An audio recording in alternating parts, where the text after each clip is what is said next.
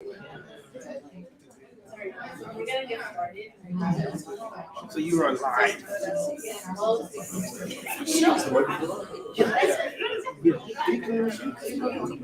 Anyone.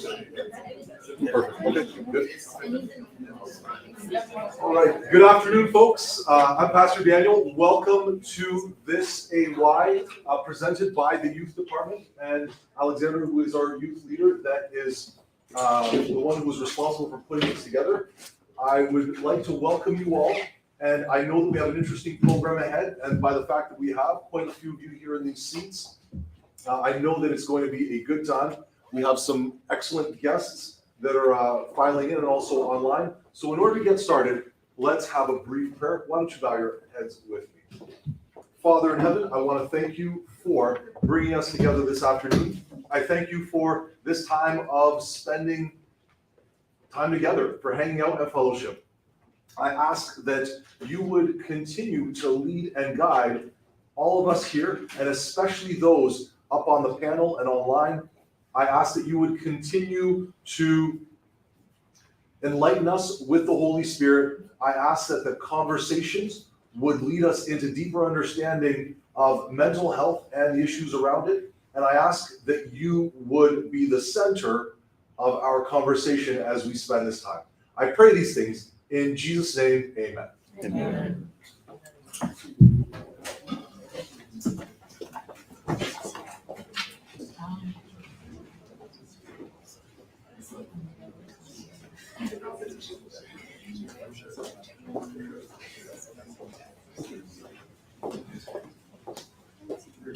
Hi, welcome everybody. Thank you for coming. So before we get started onto the panel discussion, we're going to just have a sound service, and it will be done by Lamar. Hi. Crazy stuff. Hi, everybody. Hi. Mic check. Can everyone hear me? Hi, everybody. How are we doing today? Good. Y'all don't sound like it's good. I know it's snowing outside. How's everybody doing today? Good. Cool. So if anybody has a hymnal, we'll turn to number 248. Oh, how I love Jesus. Amen. Amen. We're gonna stick with the classics today. Cool? Amen. All right. Let's see if I can actually play. I don't know how to do anything, so we're gonna figure it out.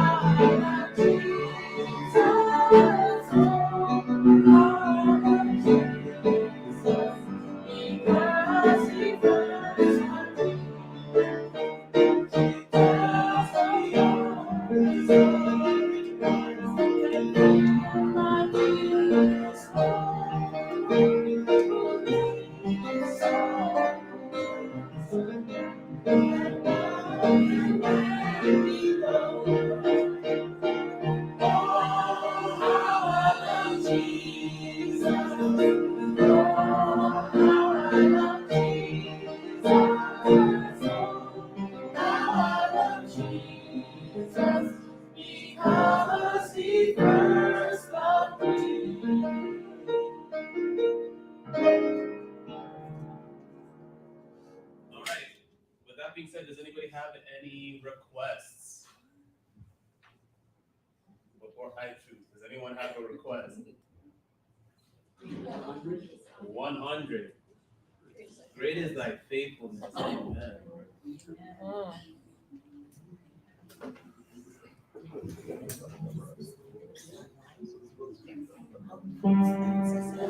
It's on music.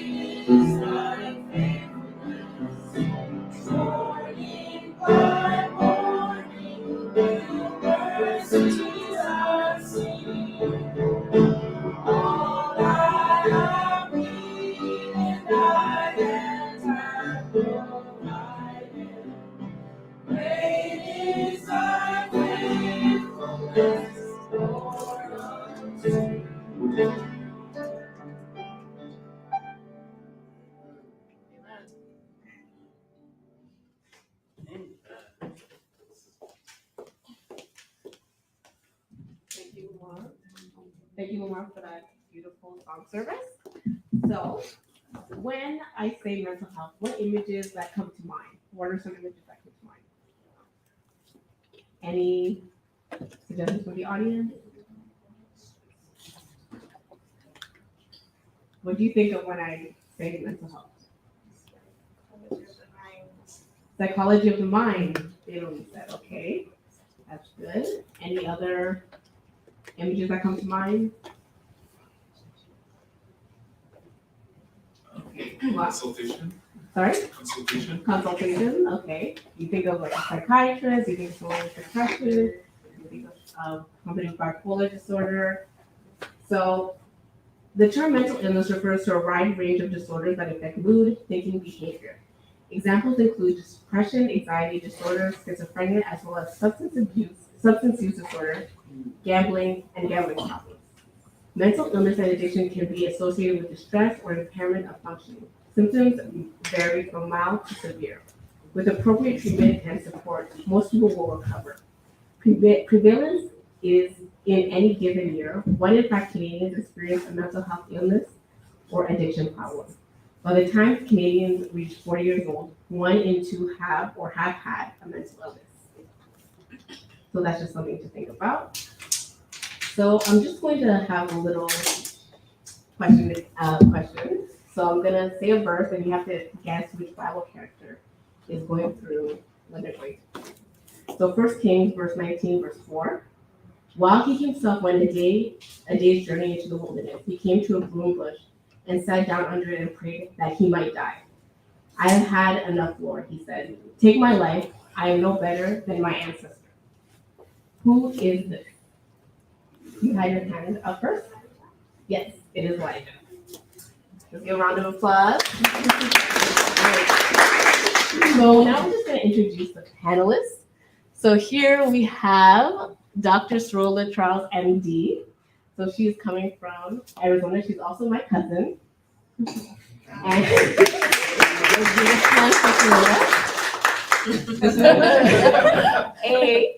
Cerola Charles, MD, a proud alumnus of Howard University College of Medicine, began psychiatric training at the University of Colorado in Denver before joining the faculty for the Department of Psychiatry, where she served from 2016 to 2019. Currently, she's in private practice with her father in Phoenix, AZ, where she serves as the director of Transcranial Magnetic Stimulation and Innovation Treatment for Depression. She specializes in helping patients with treatment-resistant depression, while other modalities have not been successful. She also has a passion for addiction work. She serves part-time as a physician for those struggling with opioid use in the Metro Phoenix area. As a Christian, she believes in the importance of the church to open the dialogue about mental health issues, often stigmatized by religious community, to increase awareness and potential partnerships to improve access to mental health professionals. So everyone, that is my beautiful cousin, Cerola. And the next panelist, Joanne Matsu, has earned her medical degree from the University of Ottawa and is currently doing her specialization at Queen's University in psychiatry, the field of medicine focusing in preventing, diagnosing, and treating severe mental illness. Outside of medicine, she is passionate about the Word of God, likes to listen to cultural podcasts, and loves to mentor disenfranchised youth to succeed in their career path. So let's give a hand for Joanne. All right, so next is Lamar McCormack, graduate from the Masters of Counseling Psychology. Don't be too humble. Counseling with School of Youth Concentration from the University of Adler in Vancouver. With 9 years of experience working in youth and community mental health, Lamar is currently working as a community mental health worker in Britannia Woods Community Health, providing mental health counseling and support for Black and racialized children, youth, adults, and families that wouldn't otherwise have access to such services. Let's give it up for Lamar. And last but not least, Christina Sante Cupidon is a social worker. She has worked in mental health, domestic abuse, and she has worked in military as well. She is currently working in case management at the University of Ottawa with Black, Indigenous, and people of color. All right, so these are our wonderful, intelligent, smart panelists. So we're just going to start off with how we're going to go is we ask each question to, we're going to start with Cerola, and we're going to go down the line, and then we're going to go back again. And then there's going to be a question and answer period for the audience to ask questions at the end. All right, so we're going to start with Cerola. And the first question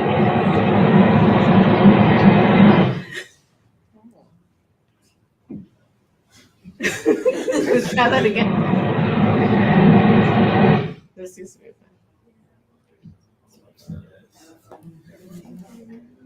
Continue. All right, let's try that again.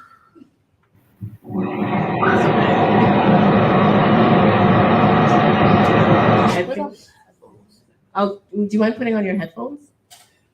She selected the wrong mic source. 1 second. All right, so we're just gonna go ahead to. We're gonna go ahead with Lamar. So the first question is, what is available in your town community to support those people in faith community who experience mental health illnesses? How might you support someone's treatment and connection to these resources? So in terms of community resources, there's actually a lot of community resources. The question is, how specialized do we want it to be, right? So within every community or within every area, if we're looking for free resources, especially for those that may not necessarily have access to, the oodles and oodles of dollars that it may cost for a lot of these services, all you have to do is contact your local community health center or your local community resource centers. Most of them have psychotherapists, have counselors, have aides, have workers that are willing to help on a very much pro bono basis, on a free basis. Most folks don't know about this, and quite honestly, they're not going to say it out loud because they don't want the interworking systems to be overloaded or overflooded. But these are resources that are available to each and every individual that are within each catchment area. So I would say, if on that level, please go look at what your catchment area is, find your community resource center, and they'll plug you in with sources that will best help you in those situations. Now, going back to the question of how specialized do you want it, part of the question that was asked is faith-based, right? What sources might be there from a faith-based perspective? And that takes a little bit more searching. In most cases, a lot of folks would first try to contact their local pastor to try to see if they can also guide them in most spaces as well. At this point, this may not have been the case before, but now in terms of the pastoral education, most pastors are actually trained to a certain capacity to handle a level of counseling, a level of guiding, a level of therapy as well. And they're actually supposed to be trained in that degree and in that area as well. So not only would they be able to take on some of that role, but they'd also are supposed to be able to communicate, to guide, and to navigate towards what resources may be available for each and every individual within their congregation as well. So again, behind the lens, depending on how specialized you want to have it be, there's also other sources online and other available resources within the community for specialized things. For instance, if people are looking for a more specific type of counselor, a racialized counselor and whatnot, there are resources out there that are for free as well. Really just takes a Google search and you'll find a lot of them. I'm working on one of them right now. So it's really just a matter of being willing to do the research a little bit to find out what exactly you're looking for, what exactly you may need. And again, plugging into some of the right people that might be able to lead you in the right direction. A quick Google search right now, if you were to type in betterhealth.com, can actually also do a lot of direction, as well as canadamentalhealth.com can actually put you into connection with a lot of different counselors, a lot of different resources that may be there.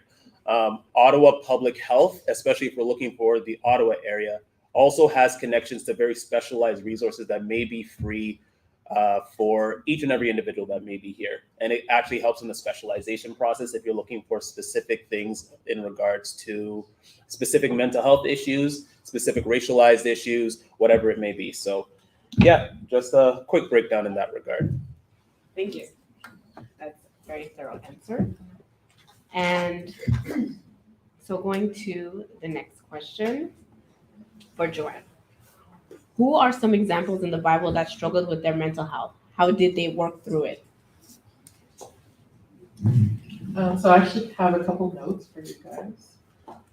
But I do want to destigmatize a little bit of the health struggles that we might be going through. Very often, whenever people in the church might be going through things, either depression, anxiety, or even something more severe, we tend to ostracize them or say, oh, they're sinners. But like the Bible gives us so many examples of people who were struggling with either feeling low and even suicidal. So you have so many of those examples in the Bible. And for example, I mean, she already mentioned Elijah, who actually asked God in 1 Kings 19, verse 4, to die to God. And that's how much, whenever you are feeling suicidal or you're feeling like you're thinking about death more often, it is just a sign that inside there's something, you're just suffering so much that your mind thinks that this is the only way out. Mhm. So it really shows to you how depression or whatever low mood that you might be feeling can really distort the way that you can think and put a filter of negativity inside of you to the point that you can only think of these things as solutions. When very often, I mean, we're people, we're humans made to be connected to each other. There's way more resources that we can have access to. Very often you can see in Psalms 51 the description of David's depression whenever he went to Beersheba. You can also have Job. The whole chapter describes how he was struggling after he lost everything in his life. And I mean, to a point, it's almost expected that you feel that way after you have grief, after you have all these losses. But he was really fighting with his friends, thinking, no, man, I just want to die. Why don't you let me? And he was just, and his friends were there and quite supportive to him. It's quite an example here. You can also have Jonah, right? He was running away from his purpose. God showed him one way and he ran away. And what did he get? Turmoil, right? And that could be also an example for us that whenever you are taking a choice that you find might not be the right choice, and then you find yourself having a lot of anxiety or having a lot of gut, like you're finding yourself having a lot of how would you say, the like dyspepsia, like your stomach is turning a lot. And the reason why is because there's a lot of serotonin receptors in your stomach. So you feel the serotonin is like a receptor a neurotransmitter that is supposed to transmit joy or happiness in your life, but there are some in your gut. So whenever you're feeling anxiety, your stomach will turn to the point that it might raise the acidity in your stomach, and you might even get ulcers if you're just stressed so chronically. So all that to say that you get that turmoil, and then it's only when he gets back that he also feels like dying. There's also Samson. That's a completed suicide, right? Yeah. So if we look into Judges 16 verses 28 to 30, how they say, "Let me die with the Philistines," and he pushed with all his might, and the temple fell on the Lord, and all the people were in it. So the dead that he killed at his death were more than he had killed in his life. Lastly, we have King Saul. He fell on his sword. And that was in 1 Samuel 31 verses 4 to 5. So, you have a lot of those examples. You also have Nebuchadnezzar, who was struggling with maybe some episode of psychosis, or maybe even some grandiose thought that could be a signal of bipolar disorder or mania. There's so many examples in the Bible.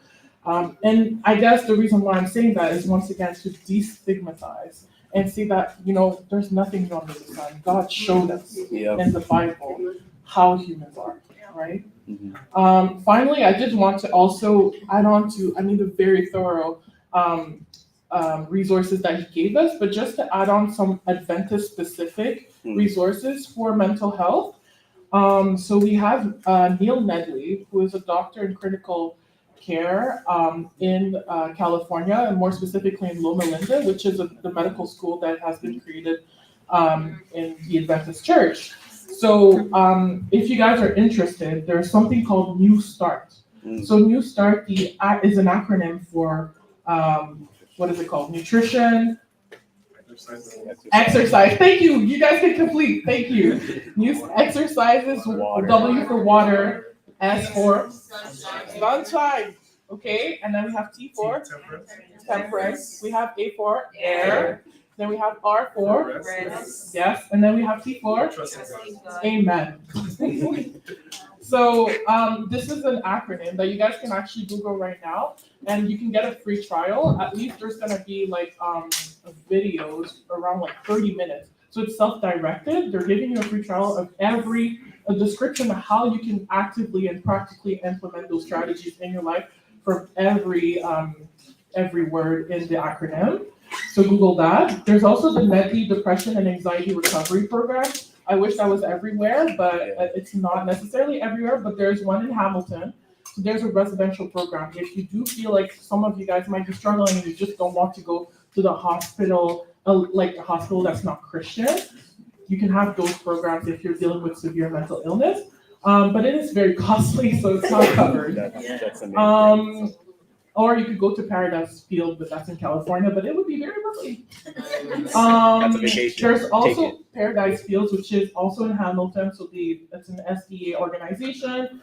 And there's a wellness retreat coming up, and that's from May 1st to May 7th. So they're gonna teach you principles of nutrition, principles of lifestyle, Bible reading, journaling, everything, music therapy, hydrotherapy, like using saunas, and cold waters to basically cure yourself of whatever chronic illness or depression you might be dealing with.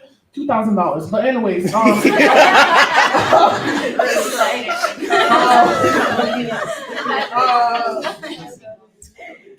y'all got the pockets, I highly suggest. Or you can buy the book from Depression: The Way Out by Neil Nedley. That's $38 on ABC Bookstore. Yeah. Find it anytime you want. Online resources that are that are faith-based, that are not necessarily SD. I mean, Lamar really went through it. So just wanted to give you guys a little bit of a focus on what's in the Bible and then what's available to you guys. Thank you. Amen. All right. So going to Christina. Traditionally, how is mental health treated in the church?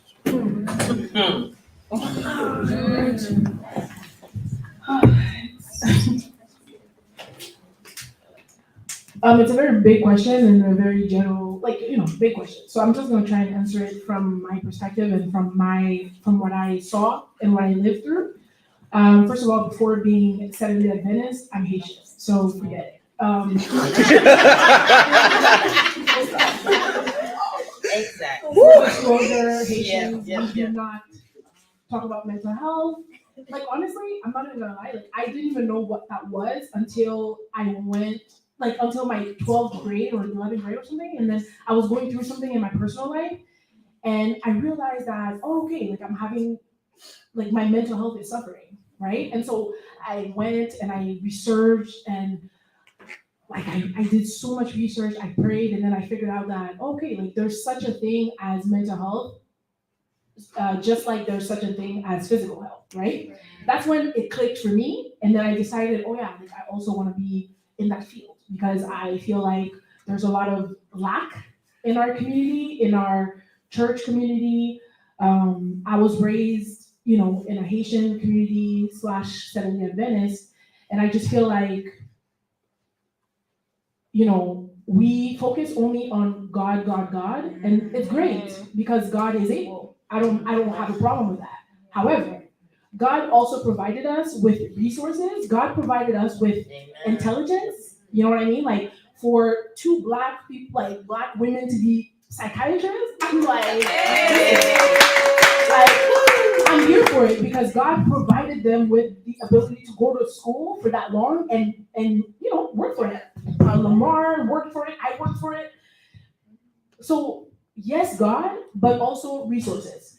And I always say to my students who come to see me, who are Christian and Black, and who are suffering from a mental health issue, believing in God doesn't negate having mental health issues.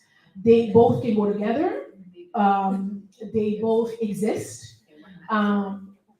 And you can pray, go for it, but also use the resources that are available to you in order to, get better. But in the church, I think traditionally it's not something that is spoken about the way that it should be. And what's unfortunate is that there's a lot of mental health issues inside our churches, and a lot of them don't get treated, And then that's when we start using words like they're crazy, they're not doing, they're this and that. And we start ostracizing. I'm francophone, so we start ostracizing them. But if we really understood where it came from, our attitudes would be different and the whole situation would be different, So I think it's a good discussion to have, mostly because, again, a lot of these mental health issues are in our churches. A lot of the youth right now are struggling. They're struggling. Like, I can tell you that 100%. They're struggling. But they don't have anywhere to go in the church to talk about it. They can't go to their pastors. They can't go to their first elders, because I've had students come to me and they're like, yeah, I suffered from this and that. I went to my first elder and my first elder was like, well, pray about it, or go talk to your parents because you're disobedient to your parents. And I'm like, I don't got time for that. I don't have time for that, But that's the reality that they're facing, So they no longer want to speak to anyone after that. So when they come see me and they're like, you're Christian? And I'm like, oh, Lord. I'm like, well, yes, I am. I have to show them that there's another side to it. There's another sort of understanding to it. Yes, I'm Christian, but I also understand that there is mental health issues and that it's a reality. It's not a joke. Like, there's no joke about it. So I would say that's traditionally what I've seen and what I've experienced. Growing up, I couldn't go to my parents. I really couldn't. But I went through some hard stuff. Like, I've had some suicidal ideation. Like, I had a plan, everything. But I couldn't go to my parents and say, yeah, so I want to kill myself. They'd be like, okay, well, like, we pay your bills. Like, what's wrong with you? Like, you have food on the table. Like, like, get yourself together. That's what I would have gotten as an answer. And a lot of our youth, that's what they're getting as answers, So it's unfortunate, but hopefully these conversations can help us grow in the right direction. And yeah. Well said. Thank you. So we're going to go back to Cerola, Dr. Cerola.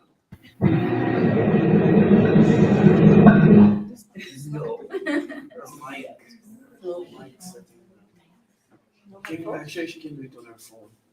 Okay. Like, switch to her phone. All right. Join on her phone. All right. So we're just gonna go ahead with Lamar. Yeah, join on your phone. And Tell her. Tell her to join on. Yeah, ask her to join on. Can you join on your phone? Yeah, just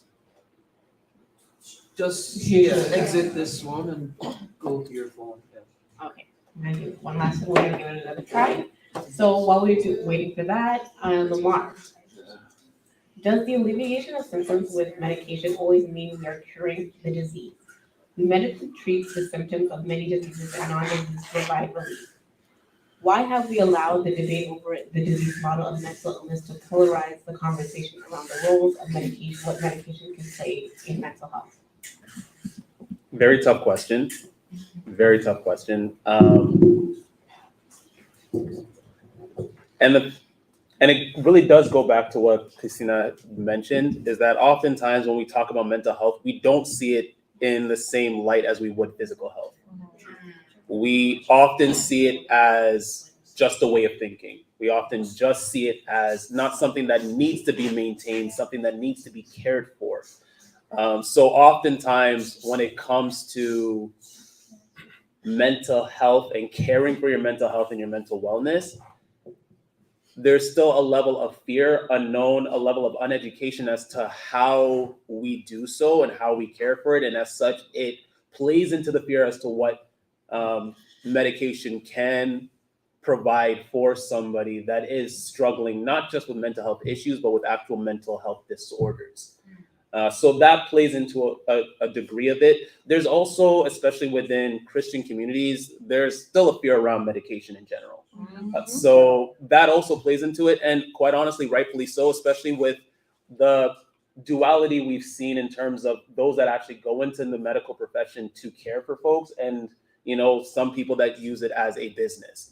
So there is a level of fear that is around that and how that has navigated just health in general. In terms of the health model, or the medical, no, in terms of the health model in particular, I'll put it out there. A lot of how it's supposed to be designed is to help deal with acute issues. So if you have let's say if you have a virus, it really is made, like if you give an antibiotic, kills the virus, you're good to go after that. So just to have that as a foundation for why a lot of other folks are having issues and as it pertains to the medical, in terms of the mental health aspect of things, is because when it comes to most mental health issues or mental health disorders, we're dealing with chronic issues. And because a lot of the medical model is made to deal with acute issues, which is like, it's high intensity, but it's very specific for a specific time. Chronic issues take a lot more management, not necessarily just an adult cure. So because a lot of folks are recognizing that aspect of it, they're like, but my symptoms aren't going away. I'm still struggling with anxiety. I'm still struggling with depression. Why isn't the medication helping me? When it's actually about maintenance. And a lot of times medication is we're looking at mostly from a space of curing, not necessarily from a space of how are we using this to help us manage our symptoms. So there's a lot of misunderstanding that has impacted our capacity to recognize how it's supposed to help, in what ways it's supposed to help, as well as really trust who's coming in our way to give us that help in the first place. So there is a lot of miseducation, and as we're having these discussions, the hope is that we start to better understand how all these things fall into place and how we can better care for ourselves, both not just physically, but mentally, emotionally, socially, holistically. Because quite honestly, especially as we start looking at it now, mental health is not just something that is done on a psychological level. In order for us to really care for our mental health, we have to care for ourselves holistically. So just some of these things kind of play into why there's been such a aversion to the medical model. And there is a little bit more, but just for time's sake, we'll kind of keep it succinct with that. Thank you, everyone. So I'm going to ask a few questions. We're going to go to Dr. Cerola. I think we should switch gears and go to the beginning. I would like to ask, what exactly is mental health, and why is there a significant increase in mental health issues, especially amongst our youth today? Can everyone hear me? Yes. Yes, we did it. Praise God. Well, thank you. Thank you for inviting me, and thank you for having this program. I think it's such an important conversation to have. So starting at the foundation, what is mental health? And I think the other panelists really touched up on some really important parts of mental health, but I like to think of it just solid as the foundation, as mental health is actually an intersection of who we are as people. And you have to see different components of who we are, like Lamar mentioned, holistically, right? Holistically is a very important word because we are different parts. So there's the biopsychosocial model, which was first introduced by Dr. Engel. He's a psychiatrist out of the University of Rochester in New York in the 70s. He proposed this model that said that when you're talking about mental health, psychiatry, but not only mental health, but physical health, you have to think of the person as being biological, psychological, social. These are the different parts that make up who we are. Biological being genetics, biological being physiology, how our body works, our body chemistry, very basic stuff, right? Physical health, biology. Then you're talking about psycho. Psycho is the psychology of who we are, how we think. Different coping mechanisms we have, how we react to different stressors, how we feel about ourselves, what is our self-esteem like. So that's the psychology of who we are. And then you have the socially who we are in our culture. Culture is part of our social construct, right? Who we are, where we live, economically, how we're doing. So these is another portion of how we have to think about mental health, and mental health being at the intersection of all three of these things. And then more recently, they've added, which I think is important for our conversation, spiritual. So it's biopsychosocial spiritual model, right? And the spiritual model being, what is your faith? What do you believe in that's higher than you, that's more than you? And the truth is, even if you don't believe in God, you believe in something, right? So whatever that belief is part of who you are, and that actually helps form your mental health as well. So mental health is the intersection of, now we're saying, four things, right? Biology, kind of the basic genetics of who we are, how our bodies work. Psychology, how we think about things. Socially, how we interact with our environment. And then spiritually, what we believe in. Mental health being all of these things. So when you're talking about mental health, you can't just isolate one thing. You actually have to think about each part of the person and how it's affecting how they're able to manage life stressors. And that is the health part, right? I mean, the same way you're thinking about physical health, how your body can manage stress, environmental stress, physical stress, right? How healthy is our bodies? How healthy is your mind? How healthy is your mind to manage these different things that happen on a day-to-day basis? So that's mental health when we're talking about it. It's a convoluted way to think about it in a sense, but it also helps you see it just really for what it is. It's not just one thing. It is kind of the totality of who you are. And when you're thinking about Christianity, you can think about mental health as being soul health in a way, right? When you're talking about your soul is also a difficult concept, right? When we're thinking about Christians and what that really means. But usually when people think about their soul, they're thinking about spiritually who they are, but also how they're thinking about things, right?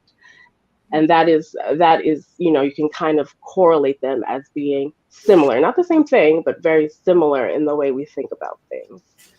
So that's the first part of my answer. The second part of the question, which was, please remind me, because I'm long-winded. There are growing issues of mental health issues amongst the youth. Why is that happening today, in your opinion? Yeah, so I think this is one that intuitively a lot of us can really understand, because we understand the culture and the world that we're living in, which is very much the things that we're bombarded with, gun violence being one, right? The inability to really feel safe, I think, is a big one. I mean, I know I live in the US, which is a whole different story. I don't know what it's like really in Canada, but I think just because our world is so global now, globalization, I think everybody understands that gun violence is a real thing, right? So safety, people don't feel as safe. Young people don't feel as safe, right? To be outside, to be doing different things. And being outside and the ability to socialize with people is actually something that helps our mental health, right? So when we reduce our ability to be able to do these things, right? And then people are relegated to social media. People are relegated to just only being able to interact with people online, or have limited abilities to interact with people in real life because there's so much stuff going on online. And then what do you have online with social media? You have comparison, right, is the thief of joy, right? When you're online, you're comparing yourself to this person, that person, what this one looks like, what that one looks like. So that's all affecting our self-esteem as young people. I still consider myself young, so I'm throwing myself in this equation. Okay. And then you have other basic things in general that are affecting young people. And another thing that we think about is social determinants of health, right? So where do people live? What is the economy? How much money is coming in? What kind of culture are they involved in their neighborhoods? Are their neighborhoods safe? Are their neighborhoods places that they feel like they can, grow and experience life? And so these are part of the reasons why I think as young people are really struggling. And then there's also just the reality of depression being more prevalent, because there's the aspect of one that we're able to identify depression more, right? So there's kind of like that idea that we're tracking it more, but there's also the reality of there's just a lot more reasons for people to be sad with the things that we're bombarded with. and there's a lot of sadness there. And then you have a lack of what we call interconnectedness, which is very important for mental health, the ability to be able to connect with other people. It's funny because adolescents say that their parents being actually involved in their lives and knowing what's going on with them is actually a protective thing to help people feel safe, to help young people feel safe. But you have less of that, right? You have more people that aren't as connected with their parents. They aren't as connected with people. So that's just really driving the mental health crisis, especially in the US. I know specifically, young adolescent suicide is 1 out of 5 right now, so that's a big number. That's almost 20% when we're talking about that. So, I mean, we have to think about resources, and this is why this conversation is so important, right? The church being foundationally a great place for people to feel safe, to feel welcome, to feel hopeful, right? Hopeful being a big part of fighting depression, right? Because when you're depressed, you're losing that hope. So the church being foundationally a great place for people to be able to get resources, get connected, and feel like there is hope, so that, the mental health crisis can potentially, we can potentially curb it, or help it, I should say, improve. Thank you, Dr. Cerola. So I appreciate how you talked about mental health as being a whole and the 4 aspects of life. And Lamar touched on it earlier. So I wanted to direct this question to Dr. Joanne. It might be a little direct for you, but I'll ask it. There are people who their mental wellness, it gets to a point where it's chronic and there needs to be more help for them, to the point that medication is recommended. And in the church, sometimes we focus more on the spiritual aspect, one of the 4, and we think we can pray it away. For you, I'd like to ask, is it okay to take medication? And when is praying it away not enough? I think it's just interesting, and I think both of our panelists here present have touched on it for sure. Physical health and mental health are definitely not seen as the right, as equal, unfortunately. It'd be interesting if somebody had a broken arm and prayed about it, right? And basically stayed broken, and you just have to walk with it for the rest of your life. And you can imagine the same sort of analogy as mental health as well, right? Any insult that you get, either whether it's whenever you're young, whenever you're a child, it will stay with you, especially if it's not addressed. So I can imagine that there are, especially some illnesses, very specifically have great treatments. They have treatments that have been designed and are able to get somebody who is not functional back to function. And I think we often shy away from, some people, like Christina said, some of them stay in the church untreated and are just seen as crazy, and it's just how it is. They just need to pray more about it. But unfortunately, what if they do have schizophrenia? What if they do have bipolar disorder? And we have treatments for those that are quite effective. Of course, they do have side effects. There are risks with them, but there's risks with everything, right? So I would suggest that, especially if it becomes more severe to the point that you're at risk at hurting your own self, either you become suicidal or you're at risk of hurting other people because your judgment is impacted, your insight is impacted, you're not able to function, you're not able to take care of yourself. Those are warning signs that you do need to seek some professional help. Go to the emergency department, call the ambulance for you to get some help immediately. And thereby you could get some treatments. I do think, although, that if you do have some symptoms of depression and anxiety that are more mild to moderate, there are some ways for you to manage it without medication. Of course, like we had mentioned, the New Starts, or anything that Ellen White had preached, you can definitely refer back to those things. Prayer, I believe prayer still works, right? So, and nutrition, there's more studies that are coming out of publications that show that there's a gut-brain connection, that shows that if your nutrition is impacted, you eat fast food every day, you're not eating clean, well, you could be at risk of just depression as is. right? So those are things that you can take care of just so that you can increase your protective factors, right? We're all at risk, whether it's because we live in a poor neighborhood, we're being bullied at school. Those are risks that insult you. You're being neglected whenever you were a child that make you more at risk of mental health and mental illness. However, you can decrease those risks with protective factors, either with increasing nutrition, eating more clean, adopting a vegan diet if you want to, because Ellen White said that it does decrease aggression and it does increase like your potentiality to be able to have a clearer mind. And there are some studies that show that, right? So if you pray, if you're connected with people, being in the church is seen as a protective factor. We're not the only ones who see the benefits of this. And it's not only a protective factor for mental health, but also for chronic diseases, to the point that Loma Linda, which is the city that has a lot of Adventists there, there's the medical school there, it has been shown as one of the cities with the highest life expectancy.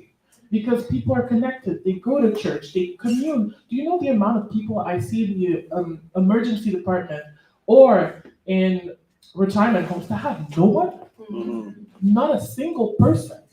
And here we have the advantage to be able to connect to other people. People want to help other people. I think we had to talk about how there's some youth out there that also have no one, being neglected. However, how many of you guys know in the church a sister who took in another child that didn't have a parent, right? We're able to do some work and to help other people, right?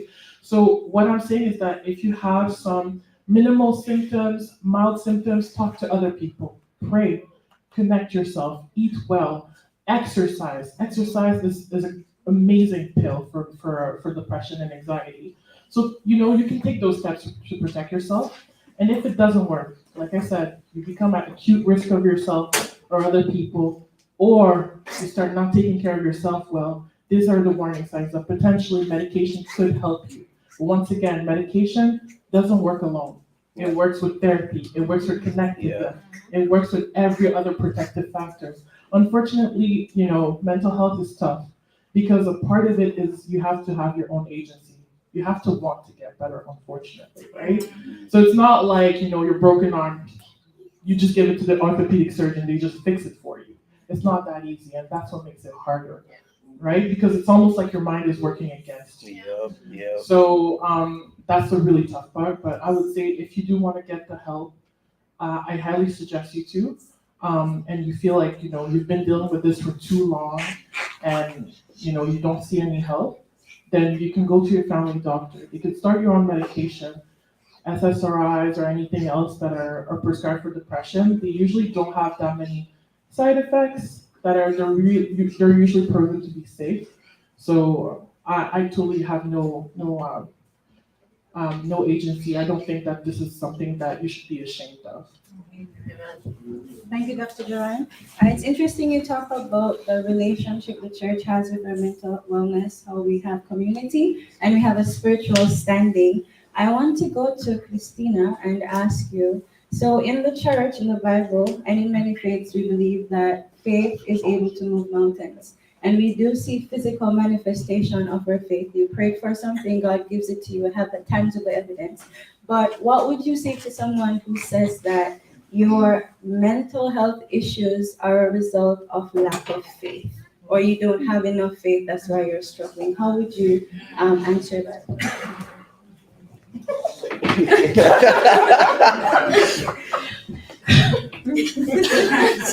That's the answer. The Christian one or the other way? But the Christian one, I think it's also, unfortunately, I think it's also a lack of information. Like, there's a lot of ignorance that comes with, a lot of ignorance around mental health that takes, that lets people, I don't even know. Okay, so I do believe that sometimes it's a case of not knowing enough about mental health for somebody to be able to go there and say something like that, or to say, oh, it's a lack of faith, etc.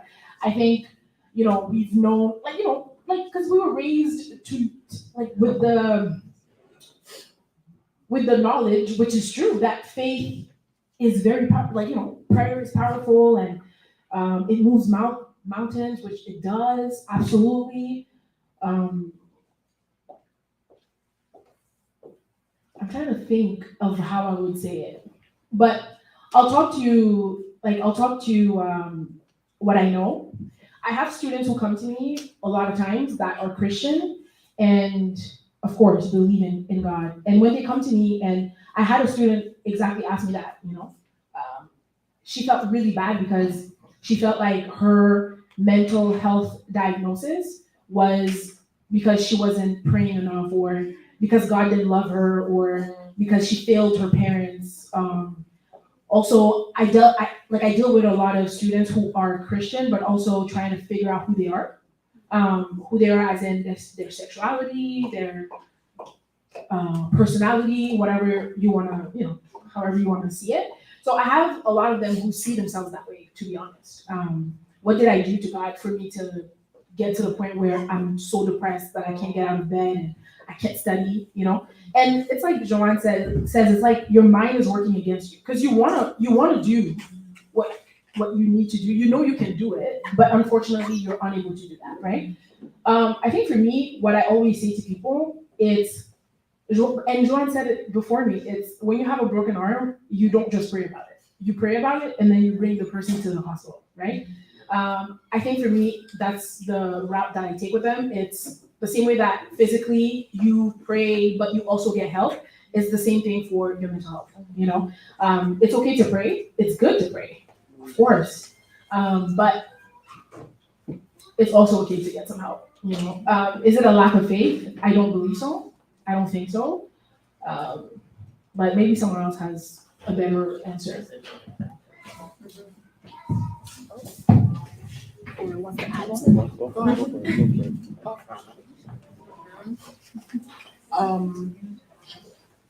I think I do want to be careful whenever we do mention, is your sin causing your mental illness? Because at the same time, there are some examples in the Bible that do show that, if you, turn away from God so many times, it can cause you that, when, you could imagine some of you guys, whenever you were at your deepest, darkest time, and that's probably correlating also with a time where you were probably turning away from God as well.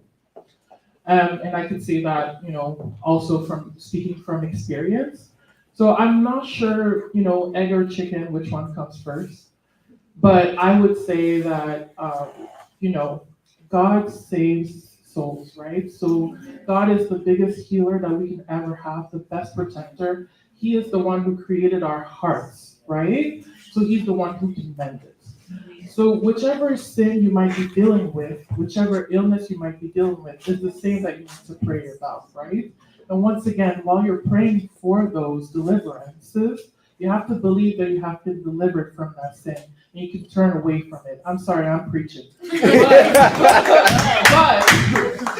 But there's this aspect too that, God has, this sort of negative coping that we have, which is, it has been described in literature, and even the Adventist Church has described it. It's called negative religious coping, which is whenever you feel that God has abandoned you, whenever you feel like God is punishing me for my sin, right? This is negative coping versus positive coping, which is when you feel that God is in collaboration with you, and this is the plan of God. I'm in alignment with Him. I trust Him. And you defer whatever's going on in Him, right? And that's called positive religious coping.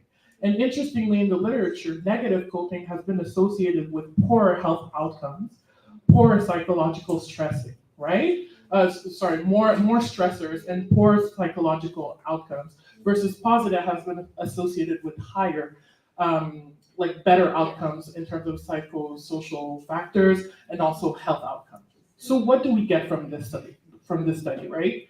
Whenever you are dealing with sin, whenever you are dealing with mental health problems, don't forget that it is, like I said before, it is changing the way that you're seeing, to the point that you might not be seeing who God is. God is not somebody who abandons us. We have seen this in the Bible counted time again. Whenever you do sin, he will forgive you 7 times, 77, right? Come on. So if he is forgiving you, if you are sinning, it's possible that it might lead to mental illness, but be careful. Take care of your mental health as well. Believe that you are forgiven.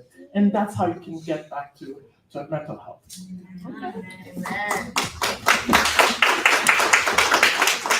So do you mind if I add on to a little bit of that word? Preach. She be preaching.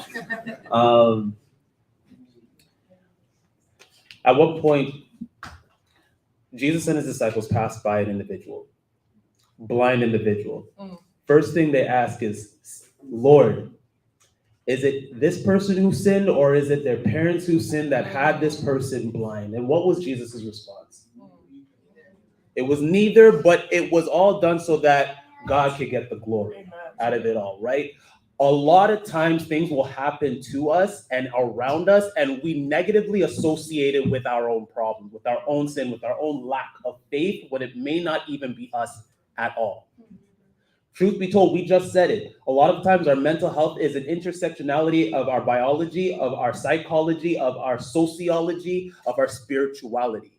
And honestly, in most disenfranchised communities, we are recognizing more and more that the reason that people are having mental health issues, lack of food, lack of actual housing, lack of financial stability.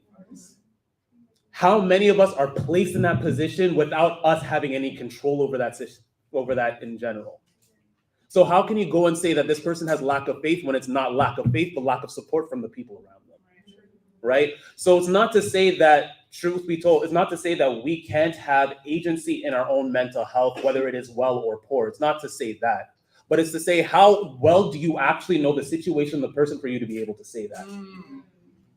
Like, oftentimes we decide to put it there, not because we actually know what the individual is going through, but because we don't actually want to engage with them enough to be able to support them. So that is my kind of issue when I hear that oftentimes, is that we don't actually have the connection with the person enough to actually know. So before we can even get to that place where you can say it's because of your lack of faith, get to know the person. Get to know what's actually going on with them in their day-to-day basis. Get to know what's actually impacting them in this point. Because who knows, maybe that person might have a stronger faith than you have in that very moment. Wow. So just keep that in mind anytime anybody comes up to you with that. Because truth be told, it may not actually be their faith, but the circumstances. And who knows what's going to happen 3 months down the line when God chooses to come through. So, yeah. Thank you, everyone. I love the question that's coming. And I appreciate how you tied everything back to the Bible and you gave examples. And 2 things came to me. One was Saul. When he was having his challenges, it was David who had to play for him to help him. And that was because of his issues, right? But then we also look at Job, where he was having physical evidences of things that could make someone get weak and discouraged. And his friends were blaming him. And that's not his issue. That was just an issue for people to see God and to recognize the goodness of God. So I want to go to Dr. Cerola. Christina mentioned that sometimes we talk about lack of faith and how church members will talk about what you're doing wrong or what you're not doing right. What do you do when you have mental health issues because of the church? There are different people in the church. Some people have different backgrounds, some come into the church, and then you come into a situation where you're not as spiritual as everyone and people use that against you, or you're in the church and you're discovering yourself and people say you've changed, or people always have things to say. How do you deal with an issue when your mental wellness your mental issues are as a result of being in the church, but you also need to be in the church for community? Heavy question. Can you hear me? People be asking the questions. Can you hear me? Okay, good. Yeah, this is a heavy question and something that I'm actually very passionate about because I believe that generationally, and it's across generations, but I think we're more aware of it now, the very reality of religious trauma, right? I think people are in church and they're being traumatized in church, right? And because church is supposed to be the safe place, they feel like there's actually nowhere else to go, right? This is where it's at. What do you do when you're in your safe space and it's not safe, and Yeah. you are struggling and you are depressed and you are more anxious and you are feeling like, am I having hallucinations because I heard about this Bible story and I think maybe I might be crazy because I'm having these dreams? And there's so much that happens in the church. I'm not even touching on abuse that happens in the church, right? With people in positions of power. But religious trauma is a real thing. And I think when I come across it in my practice, I'm somebody who's quick to say, if you can't address it at the core with whoever it is, if you can't address it with leadership, and oftentimes we can't address it with leadership because we're not that connected, you know, and if we are that connected, maybe we're embarrassed, or, you know, we don't want to be victimized or put blame on, you know, so there's a lot of hush hush that happens in the church. I'm going to say it, and it's a tough one, right? But I do think people need to step back sometimes from the church and really analyze what's happening in their lives, what's happening with their mental health. And sometimes you do need to go to the other places, the other resources that are available, and, you know, just try get back to a way of functioning that way. Whether it is, and I'm going back to my model, right, that I love so much, whether it's the biology of it, maybe you need to go see a doctor and get some medications and work on the actual biochemistry of your brain. Maybe you need to go talk to a therapist and actually talk through some of the things that are challenging for you. Maybe you do need to look at your environment socially, what's going on, you know, who can you rely on? And then, you know, at the base of it, there's still your spirituality. You know, if the problem is in the church and you're able to access these other things and maybe get more, you know, kind of confident in what you need, to go back to the church and say, whoever it is that is harming you, whoever it is that is causing you distress, or if it's you know, sometimes it's a committee, you know, it's not just one person, you know, it's just the environment of having responsibility. You have to be able to know yourself and say to yourself, this is what's going to be best for me. Step away if you need to, but also find one person. I mean, I think we've talked about connectedness, interconnectedness so much. I think at the core of who we are as human beings, as spiritual people, you know, is that we need each other. And I think the more we get away from that, the more in distress we are, the more our mental health suffers. So just to be able to have somebody in the church that if that's really what's causing you stress, to be able to say, to confide in somebody and to confront the issue. But if you can't do that, because the reality is it's hard to do, it's not an easy thing. You know, you have to be able to step away and look for other resources and ways to get yourself to a better place of functioning. And that's just the reality. It's hard to say, you know, but the older you get and the more you think about things that have traumatized you, if church is at the basis of that, then it wasn't what it should have been, what it could have been, if you addressed, or if if you felt comfortable even to address the issues the way they need to be addressed. And I think we have to be honest. We have to have honest conversations about the ways that the church can affect our mental health and where to go, you know. And the truth is, sometimes we can't go to the church. We need to go to the doctor. We need to go to another therapist, you know, to really be able to work through those things and come back healthier too. If it's really, you know, if the church really is a place that you want to continue to be and continue to function in. That's my thought on that. Okay. Thank you, members. Be kind and gentle to everyone. We're all struggling. So Lamar, we mentioned the church having an impact on our mental health, and some people do find help outside of the church. And you'll hear people talking about manifesting your thoughts and positive thinking and righteous and healthy living. And within the church, we talk about righteousness and doctrine and living a holistic life, right? And then we talk about spiritual maturity. We spoke about the four aspects of our self, and spirituality was one of them. for people, we didn't talk about the proportions. What is there as portion of our spirituality? Is it greater than all other four, or what's the relationship between spirituality and the impact on our mental health? So this is just me on how I navigate, and when I'm in positions with whether it be youth or folks that I'm counseling, this is often a space that I take on as well. I believe that our spirituality actually is encompassing of all things. And especially for folks that are SDA, we are of the mind that our faith is a holistic faith. So it does encompass our physical, it does encompass our social, it does encompass our emotional, it does encompass our psychological. And if at any point we decide to disregard any of it, then we are genuinely not navigating from a spiritual perspective. So for us within an SDA framework, for us to actually navigate spiritually, we have to navigate holistically. And if we're not navigating holistically, we are not navigating spiritually. So for folks that choose to just say that it's just one or the other, I often say that it's actually very much enmeshed. Everything is overlapping one over the other. And when one goes down, they all go down. If we decide to draw one up, the rest will draw up with it as well. So there is almost no way for us to just focus on one and not have the other ones be focused on as well. We have to look at everything in order for us to achieve a mental wellness. We have to look at everything in order to do so. Great.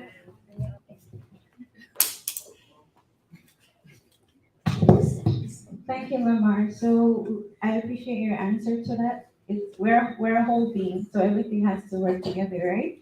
So I want to go to Dr. Joanne. There are some of us who we know of, family, friends, who are struggling with mental health issues, and we want to be supportive. How can we support or help someone inside of the church and outside of the church when they're struggling? So there are, I think I might feel like I might be repeating myself, and I apologize for that. But I mean, at the same time, there's some basic things that we can do to help someone, and it's actually very, it's just so simple sometimes. Like, for example, if you notice that for the past couple of days, your friend or your sister or your sibling has been, isolating their room, they're not going out at all with their friends, and you're feeling like something's wrong. This is not who you know. You're feeling like maybe they're depressed, maybe they're sad. There's one strategy that works really well, which is called behavioral activation for depression, right? And that is basically doing things, because how you act influences how you think, and influences how you feel. Yep. And then it's a circle. So if you're there and the depression is telling you, isolate from your friends, you are not worth anything, you need to sleep all day, that's the depression talking, right? So one way to break the cycle is, hey, have you eaten today? Can I just give you a bowl of rice? I don't think you have eaten. Let me get you out of here. Have you brushed your teeth? Have you actually taken a shower? Just being there for them and supporting them in very basic ways. Do you want to go take a walk? Or it's such things that unfortunately, whenever you are in this mindset or depressed, they're the first things to go, right? So that's one thing you can support, is just you don't even have necessarily, if they're not feeling ready to talk, you can at least tell them what, just noticing, actually noticing and telling them, I've noticed that. And in a way it validates it, right? It's you did?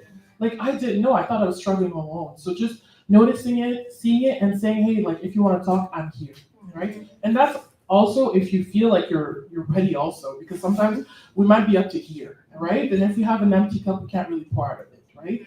But if you're feeling ready and you want to help that person, just a listening ear helps so much. If you think about it, we're so scared of psychotherapy, but psychotherapy is a listening ear, right? Facts. We do need to be careful. I mean, there's harm everywhere, right? We can be dismissive, but listening is actually a lot, right? So you can listen to them, You can bring them out of whatever they're going through, be a supporting friend, eating with them, taking a walk with them, exercising with them can actually help them in some sort of way. And letting them know, if there's anything that you could do for them, you're there, right?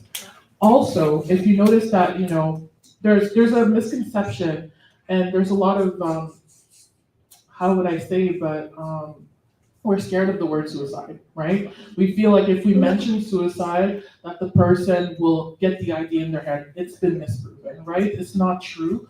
Very often, they'll be truthful with you if they've had those thoughts or not. So if you're really worried about a person, do ask. I'm worried about you. You've been in your room for a month. Are you okay? Have you been, thinking about harming yourself or more about death? You can literally ask that. And in a way, God forbid that happens, that they actually feel that way, but in a way, they've actually told one person and you could actually save a life, right? And whenever those things happen, just for you guys to know, just in case it happens to your friend or to, a family member, you can reach out to a crisis line. You can call the ambulance. I know that there's a very difficult relationship with, police and racialized communities. So if you don't want to, you can actually bring them directly in your car to the emergency department. If you really feel like they're in harm, you can also call a friend and actually tell them, well, that whenever you feel those thoughts, let's go out on a walk. And sometimes distraction actually just helps them come back to it, right? Call the family doctor. There's a lot of resources you can use. And you yourself, if you feel like there's somebody in your family or in your friends that you feel might need a little bit more help, you want to be there to support because you want the tools, right? Sometimes it's hard. Even me, when I had a friend who was suicidal, I was like, I don't know how to help you. I didn't go through this block yet. And that's sad.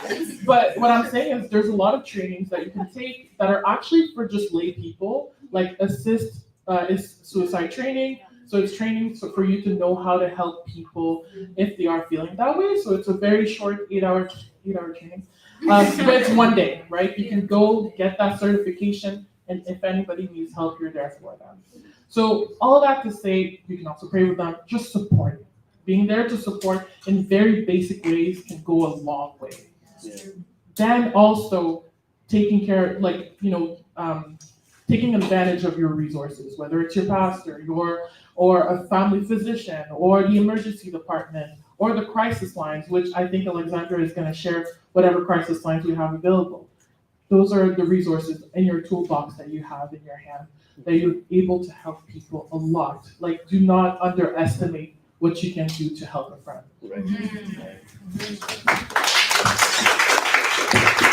Thank you for the practical advice. So we do know that you're a whole person and you want to take care of your physical needs as well.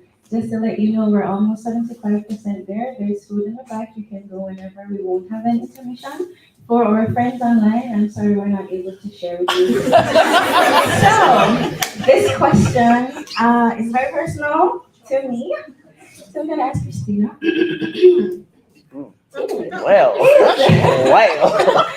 Is there a relationship between the use of social media and how it affects your mental health?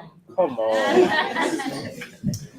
Before I answer that question, just to finish off what Joanne said, make sure to check in with yourself as well while you're helping your friend. Make sure that you feel like you're able to do it. Don't do it just because do it effectively, So make sure you're able to do that effectively.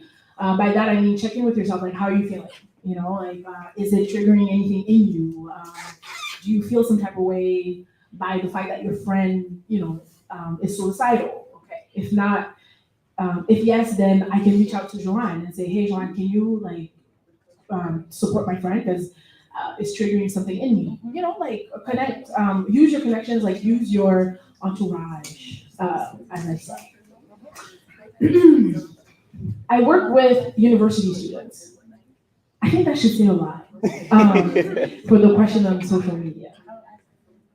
I have students who come to me and they have their mental health is not well. And the whole reason why it's not well is because of what they see on social media. By that I mean Dr. Cerola, Dr. Charles touched on it a little bit. the comparison. Yeah. It's something that will kill you very slowly if you don't take care. Like if you don't, if you're not aware of it, or if you're not careful. And I'm talking from experience too. You go on social media, you see people dressed a certain way, they look a certain way, and you don't fit that description, and automatically you start questioning yourself. Like, am I doing something wrong? Like, am I supposed to look the way that I look? Like, should I look like this? If she's able to do it, I can do it too. So why am I not, why am I not there? So I think a lot of the,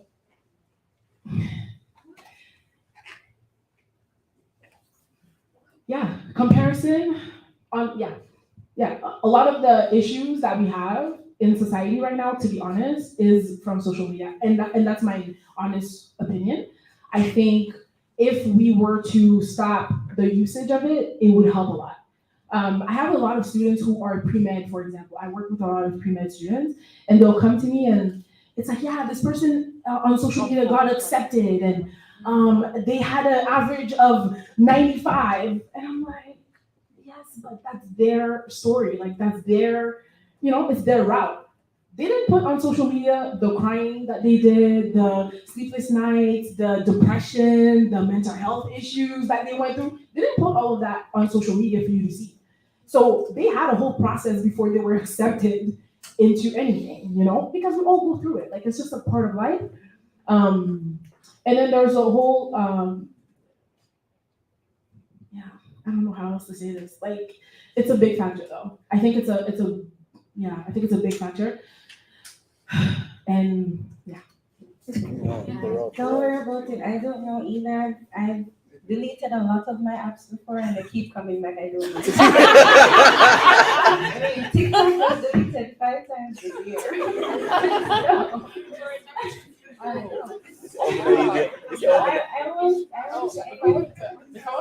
Sure, go ahead. So humans are like, I think Dr. Charles touched on this. Humans are not supposed to stay on, screens that often. We're supposed to connect to one another, and connecting to screens, unfortunately, puts a barrier between us and the other human. Although we can use it for good, right? You're able to use your social media to connect to other people. There's positive things, right? There's, forums that you can connect to. What if, for example, you have type 1 diabetes? I'm not using a very good example, but you have it's not, y'all know, but you have type 1 diabetes. Nobody in your family has it. Yeah. And then now you find a Facebook group for teens that are struggling with type 1 diabetes. Connection, right? So there's a way for you to actually connect. But unfortunately, there's a rise of children's suicides. There's a rise of children's depression. Why? Because before they used to be bullied at school, but now they're bullied 24/7, right? Yeah. With their phones in their pockets, it's constant, right? Notifications popping up. You're not sleeping because you're on your phone until 1 a.m. and that compromises your mental health, right?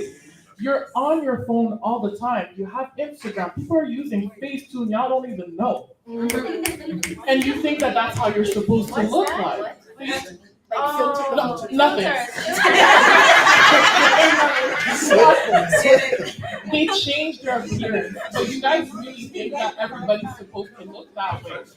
And what's interesting is that during the pandemic, people were only on their phone or on the internet. And after the pandemic, there was a rise in eating disorders. Yup. Right? Yup. We see more children ended up in the emergency department. They don't seek help. And eating disorders can kill you, right? Yup.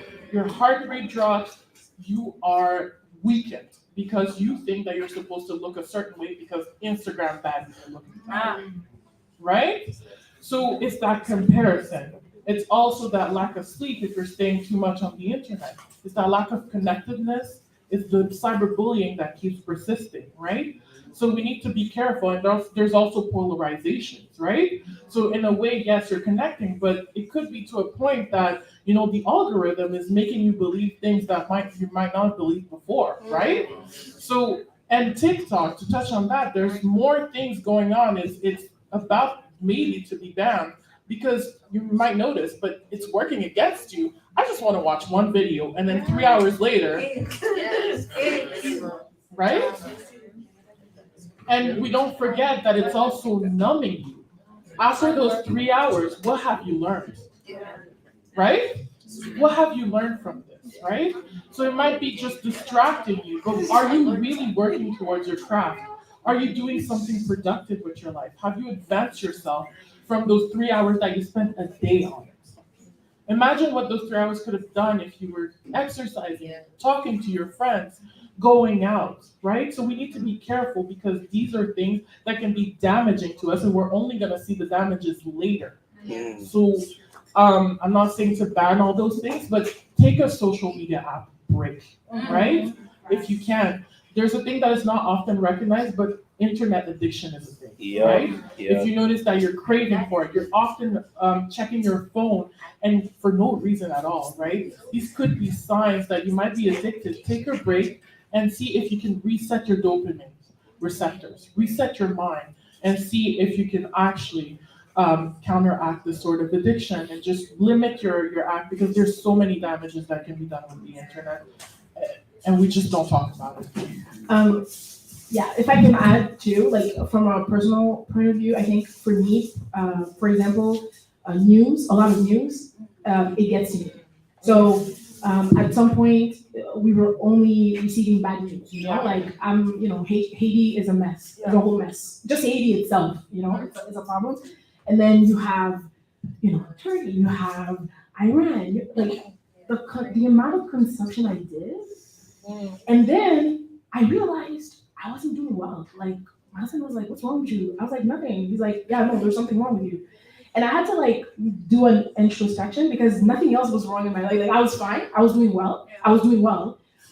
And then I realized, oh, okay, yeah, it's the amount of news that I consume, like on a daily basis, by news, that makes it so that it really affects my mental health, unconsciously, maybe I would say. So yeah, social media break is a very good point. The other thing that I've done as well is I've cleaned out my IG. For example, meaning I follow things that cater to the right side of my mental health, I should say. Yeah, like I follow, and I also follow people that I know will post things that will also cater to the right side of my job. Because sometimes it's not what you consume, but it's what somebody else on your feed posts, and you're like, oh, let me click, and then you're done. So it's personal to everybody, but these are some practical things that I've tried myself and that have worked for me.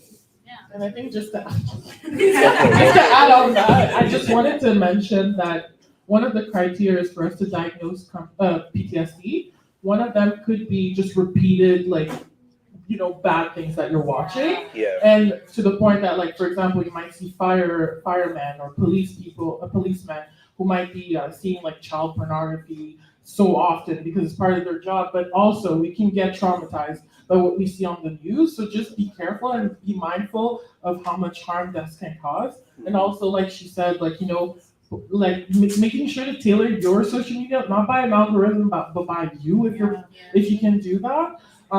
For example, I'm just stating an example.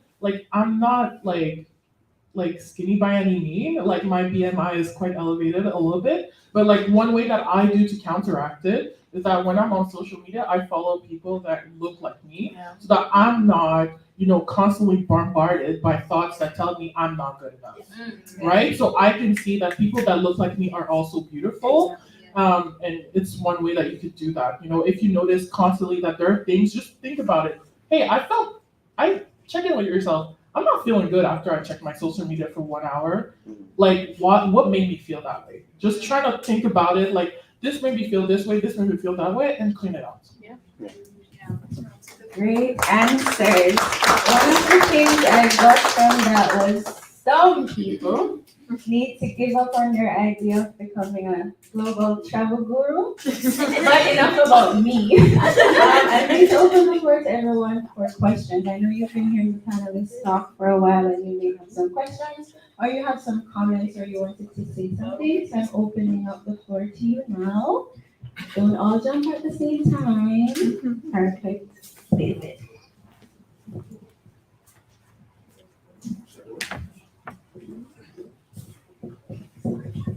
So you gave the example of Marcus. You gave the example of the.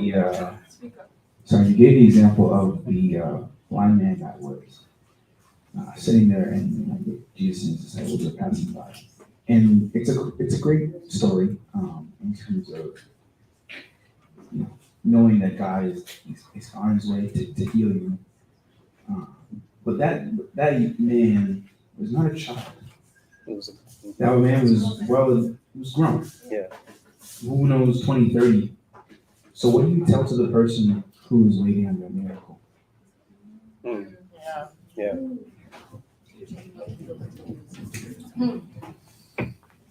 And I definitely appreciate the question in particular, because it speaks to one value that is extremely hard to navigate in the mental health field, and that is hope.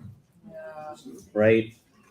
I recognize that in all the people that I've seen, all the people that I've worked with, that one question of what am I supposed to put my hope in when it's all said and done is one of the hardest things to really answer, because that cannot come from me, right? That takes some exploration on their end. It takes some real digging, some real figuring out, again, getting to know the person to see where have they been putting their hope in? What have they had as their grounding, their firm foundation? And really getting an opportunity to explore, one, whether that is good foundation or not, and whether we can continue to build on that foundation. But it really doesn't come from me to answer that question. It comes with an exploration of the individual, of allowing for us to really start working through their situation and to allow for them to find and to continue to engage in that hope. Because I don't know their future. I really can't give them anything else other than what they already have. And truth be told, I do believe that within each of us, even though this world is conspiring against us in so many ways, I do believe that within us was given the capacity to go so much beyond what our circumstances are given. And sometimes it takes a level of encouragement from our side, and that's what we can give. The continued encouragement to push towards that hope, to search for new hope, to realize how they can connect to something even greater than the hope that they originally had. But again, that's something I can only partner alongside them with. I have to get to where their foundation is before I can build towards that, if that makes sense. Great. Jenny?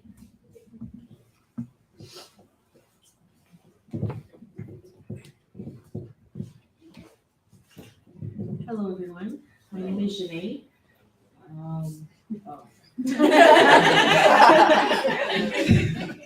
All right. As someone who has dealt with mental health issues, I had postpartum depression and anxiety. And it came at me like a semi-truck. Yep. But I didn't realize the damage until probably over a year and a half. My daughter is 18 months old. And it was extremely difficult for us as a family. The rage, the anger, the disappointment, dealing with miscarriage before I had my daughter. The moves that we had, feeling displaced, not knowing who I was, the weight gain, the list is endless.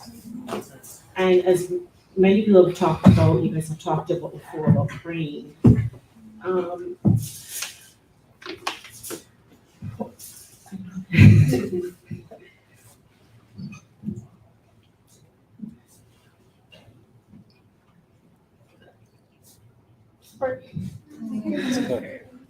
It's the hurt. It's the hurt on the people that you love that takes it even further. and you're unable to recognize a lot of stuff. You're not able to recognize yourself. The things that you used to enjoy are no longer joyful. The people that used to give you comfort, you no longer care to talk to them.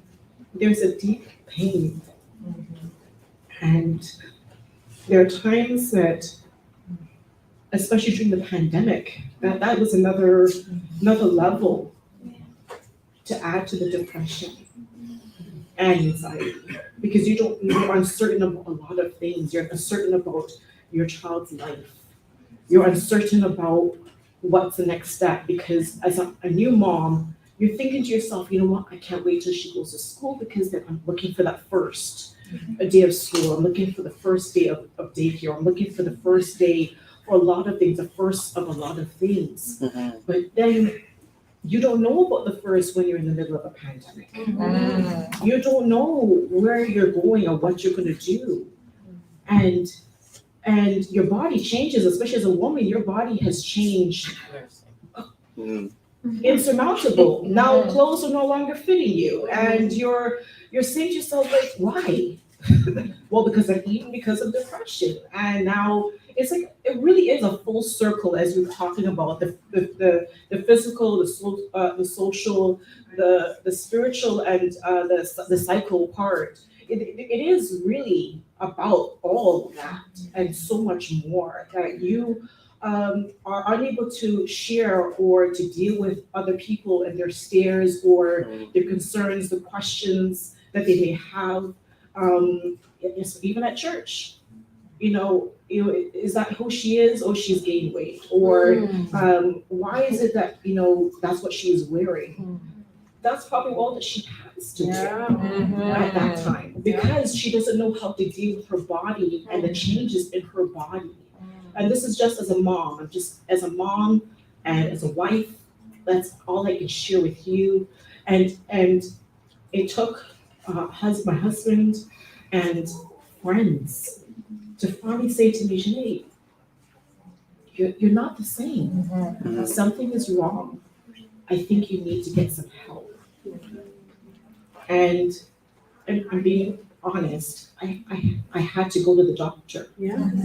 I had to go to the doctor and say, hey, listen, I need help right now. I don't want you to tell me that I don't need help this minute. I'm not leaving this office until you can get me some help. Because my life is at stake. Come on. My life is at stake. And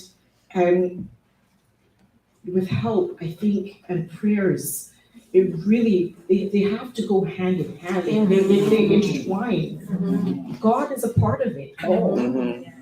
He's a part of the people He's put in your life to really get you to a place where you need to get the help. He allows doctors to be able to figure things out and help you to be able to say, you know what, your body and the way that you're made, you need this particular medication to help you to get to where you need to be. And that's just for me. And I hope that this helps inspire another mom, because I know there are a lot of moms out there who are struggling. They're stay-at-home moms who don't know where they are at right now. They don't know who they are, because they used to be working moms. They used to be working with, they used to be on the go, and now they're home and they don't have a lot of connection as much as they used to. And I'm gonna say to moms, please connect with other moms. If you need to connect in the mother's room at church, do that. Because there are a lot of moms who can help. And for young people, stay connected to your friends and to God and to your family, those who are positive people, because it really does help us to be better people. And for those who are needing to encourage, please, as they said, search yourself first before you step out, because there's a slippery slope. You may encourage people down to a path that is not right, and we're more like discourage. So please do your best, and if you have nothing nice to say, keep it to yourself. Come on.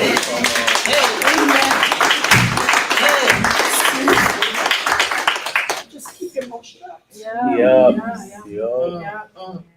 We don't always have to make a comment. There is a point in temperance, and then you start Sometimes we need to be temperate about our mouths. Come on.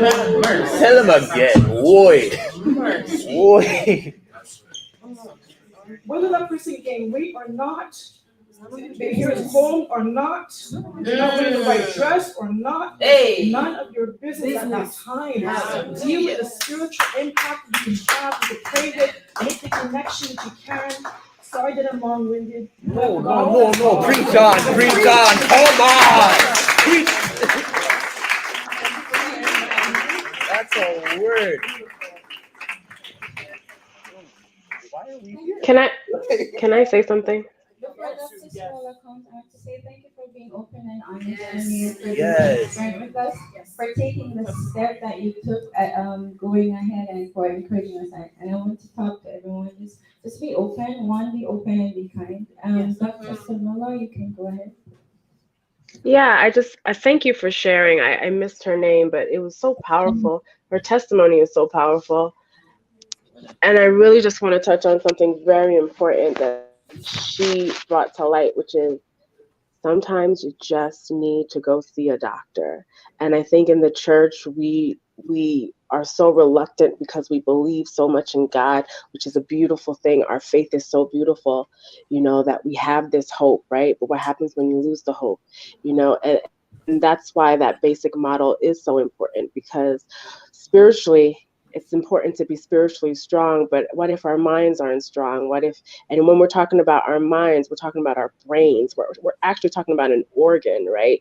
Because all of these faculties are found in our brain. It's just our ability for our basic brain cells to make connections. And sometimes the chemistry is just off.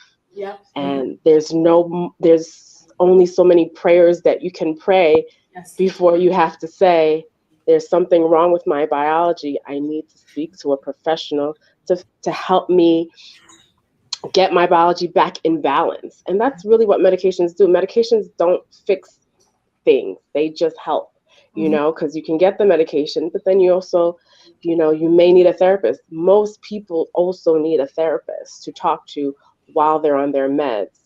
And I use the analogy of, depression, anxiety, mental health issues. It's really like you get thrown into a dark pit, right? And you're just down there. And when you're depressed, it's like you can't even look up. You can't even look around. Like you're just down there and you're struggling and nothing makes sense. It is darkness, right? And then by God's grace, you're able to find a good doctor and you get on a medication. And what really happens is your brain starts working better. The chemistry starts to rebalance out, right? So you're still in that dark pit. It's not like you've miraculously gotten out of the pit. You're still in the pit, but what starts to happen as your brain is functioning is that you're able to look around and say, oh, wait, the sun is actually out. Oh, look, I actually have a way out if I just kind of use these stairs. And, oh, there's actually somebody reaching out to me that could help me out of this situation.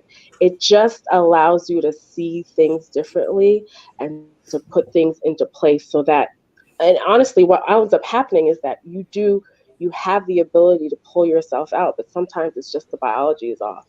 You just need to fix it. So I think just being able to reach out, find a doctor. If you don't know a psychiatrist, go to your primary care doctor. If you don't have a primary care doctor, I don't know what the system is like in Canada. I'm sorry, I'm ignorant to that. But if you could call a number or whatever you need to do to get in to see somebody.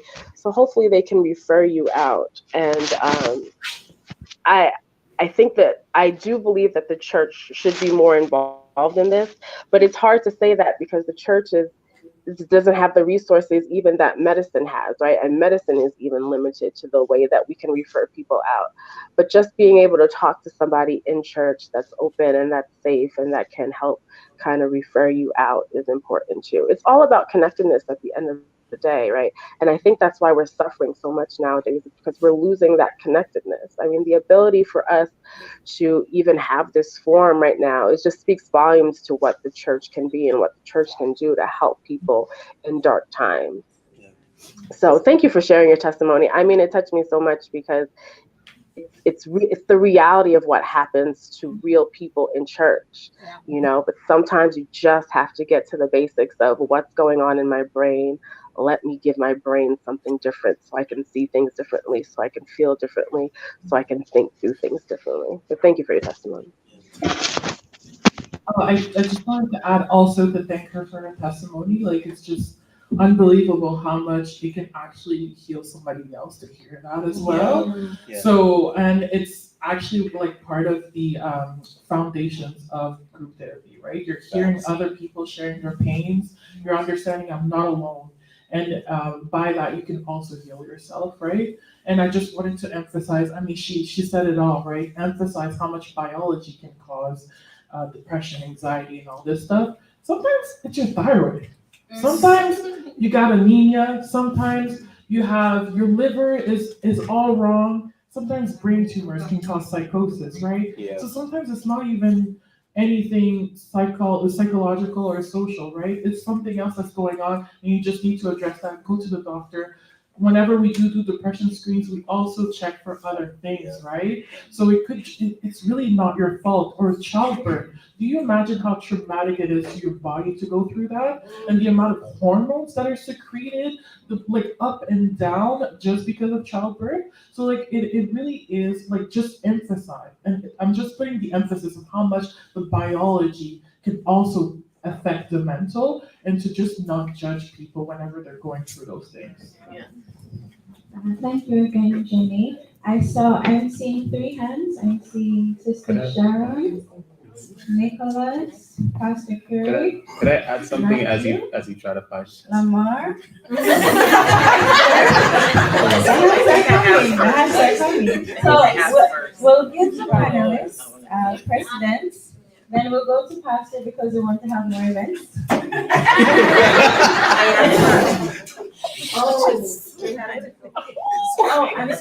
So Sister Sharon and then Pastor because she has to go, and then we'll decide afterwards.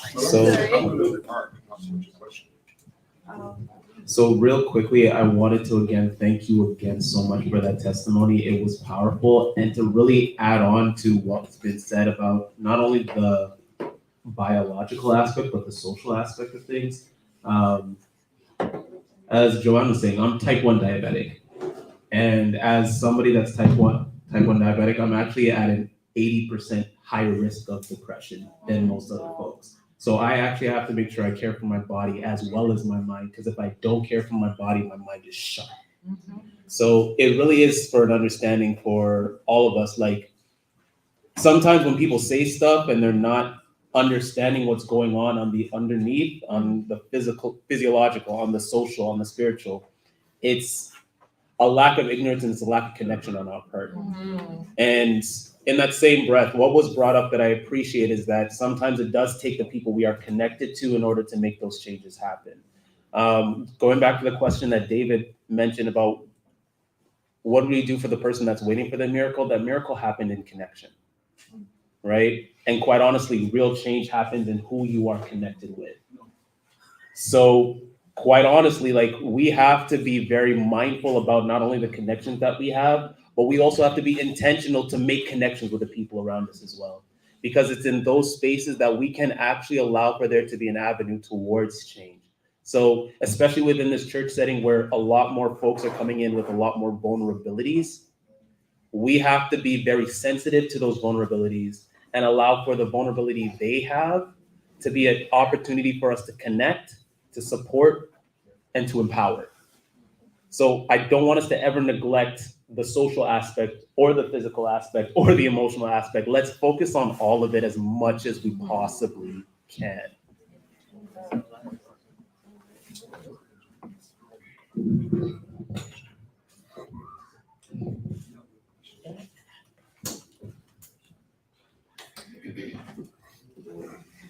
I just wanted to say that I really appreciate what you young people are doing here. It's phenomenal.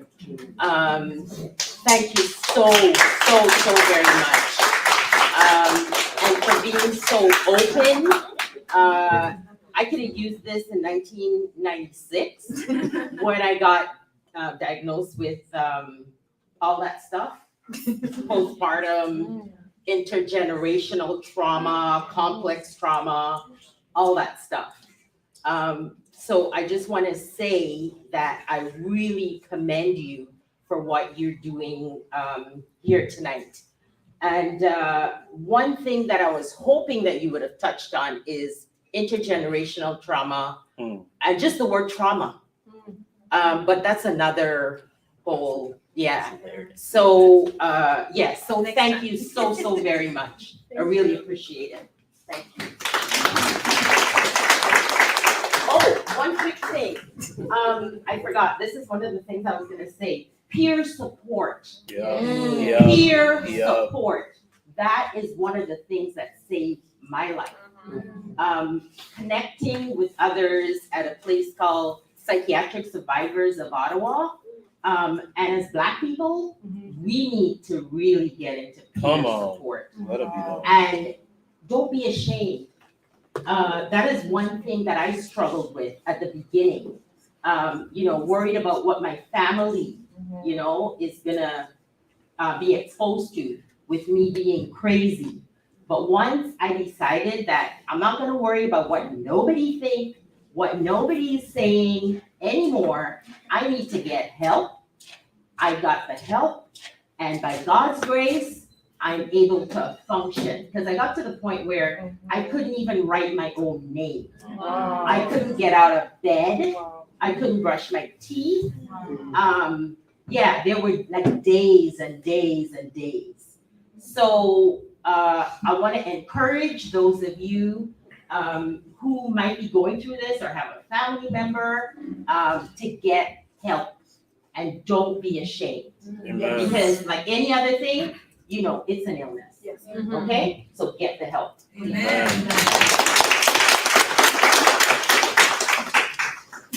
One of my peers is right here.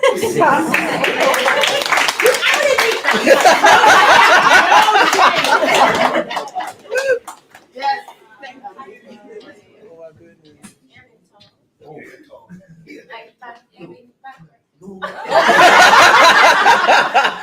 You can see my shoulder, you can see my face.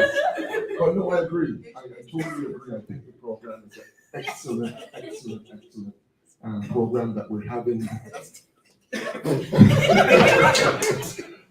This afternoon.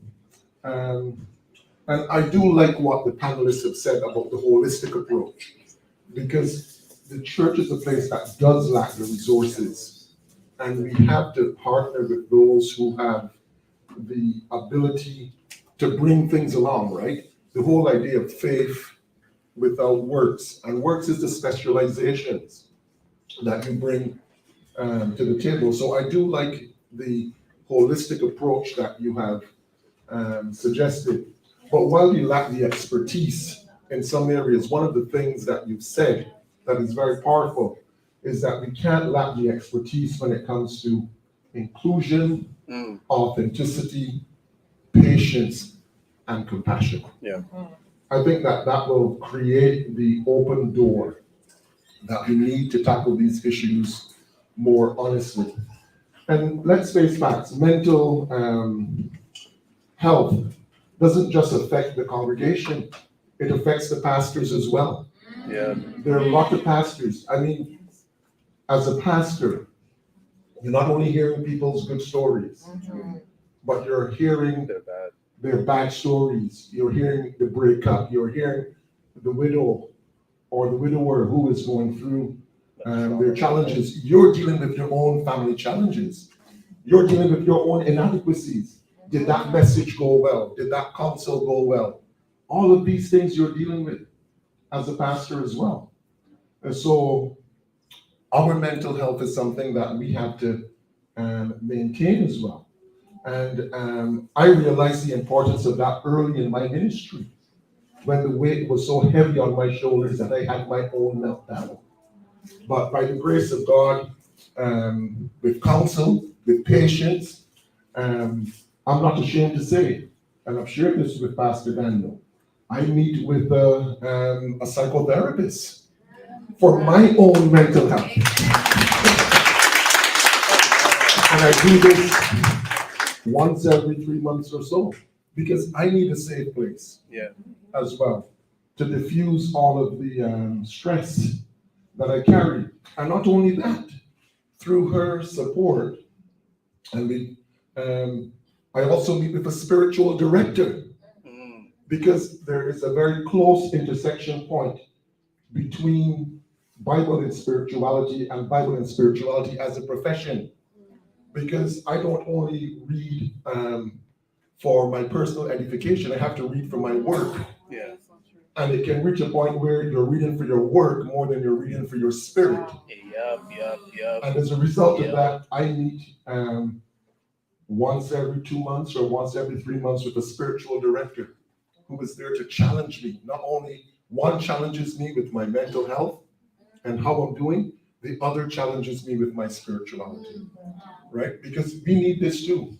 So it's not just like mental health is something that relates to the congregation and what they're going through. Mental health also relates to the leaders of the congregation as well, because of the spiritual burdens that we carry. And there are a lot of pastors who zone out because they're either dealing with burnout, they're dealing with frustration, they're dealing with negativity, because you come in, you're the one that people are looking to for the answers and support, and you're asking yourself, what can I do? You know, and I find for myself as a pastor that it's easier to go and visit the person in the hospital who is dealing with physical health than dealing with mental health. Because ultimately, most of the time, you know that the person who's dealing with a physical health issue, by and large, will recover. But mental health is something that, you know, the road sometimes back is long, and sometimes you're doing well, and sometimes you have a setback. So I just stood up to say that it's not just as though this is something that the congregation needs, it is something that we're all in together. Pastors as well as Thank you, Pastor. Thank you, everyone, for sharing your personal testimonies. Revelation says that we shall overcome by the blood of the Lamb and the word of our testimonies. And a problem shared is a problem half solved. So thank you. I saw two hands. I saw Nicholas and I saw Pastor Daniel, but he's our youth pastor and there's Amnon. And you know the youth want to do things. So, Pastor, are you deferring to your congregants or are you coming over? You know what? Up to you guys. Do you guys want to wrap it up? Come along, Pastor. I have two questions. So we have more things coming ahead, Victor. I promise. I'm not going to hold you back. Oh, okay, all right. This is good right here? It's good, yes. There you go. Yeah. It's okay, if the camera's pointed at my neck, it's still all right. I mean, get the full effect. Awesome. So I actually have two questions for the panelists and also the panelists there on StreamYard. And the first one is this. When it comes to the situation in, for example, the Ottawa area right now, with the dearth or lack of MDs and healthcare providers that have that level of expertise, it's a systemic issue. What would you guys suggest is the way to address that or to deal with that? Because there's a lot of people without doctors, and true story, some of you guys have heard this story. I was over at Bank and Hunt Club where there's a medical clinic, it's a walk-in clinic, and I was getting some shawarma one night, 10 p.m., and there was a dude who literally, 10 p.m., yeah, I know, I gotta watch that diet please, right? There was a dude who literally like pulled out a sleeping bag. There's snow on the ground. He like got down. I'm like, hey bro, like I can like get you like a gift bag from my car because I carry like ones for homeless folks, right? And he's like, no, I'm good. I'm like, you sure? He's like, yeah. And I'm like, what's up? And he's like, I'm just waiting. I'm like, for an appointment? He's like, yeah. Wow. Yeah, the next morning, appointment the next morning. So like, what do you guys suggest from your clinical experience to maybe kind of deal with this kind of situation that's going on?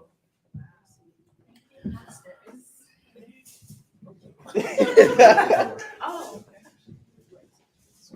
Question. Sorry. It's unfortunate that right now I'm doing my residency in Kingston, so I don't have Ottawa specific knowledge. But like I would say, like If you have mild to moderate symptoms, you can do self-help things. So there's a lot of groups online that you can reach to. So there's like Bounce Back, which is something that is self-directed, CBT, so like cognitive behavioral therapy that you can do online by yourself and get those skills.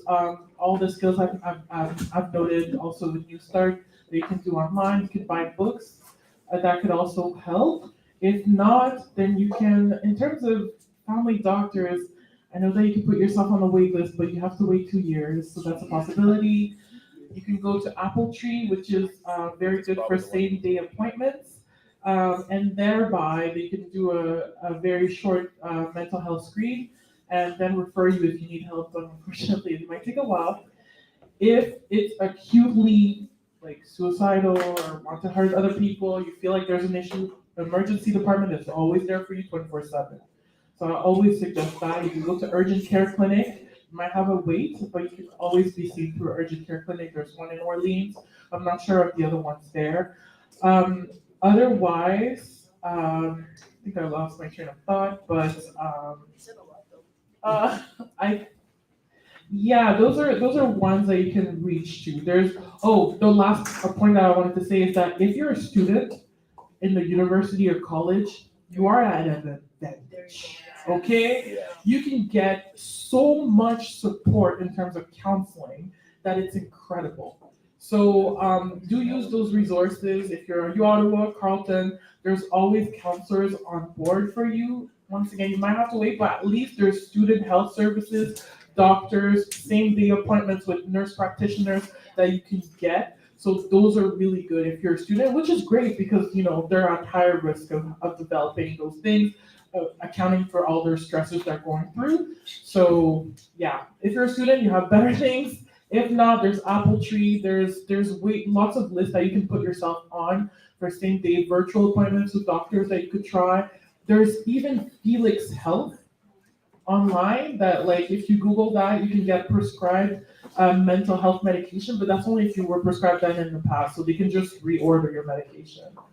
So yeah, lots of resources, but don't forget there's crisis lines for acute ones. There's emergency departments for acute ones as well. I don't know, you guys practice here, so if you guys have resources, please share. Oh.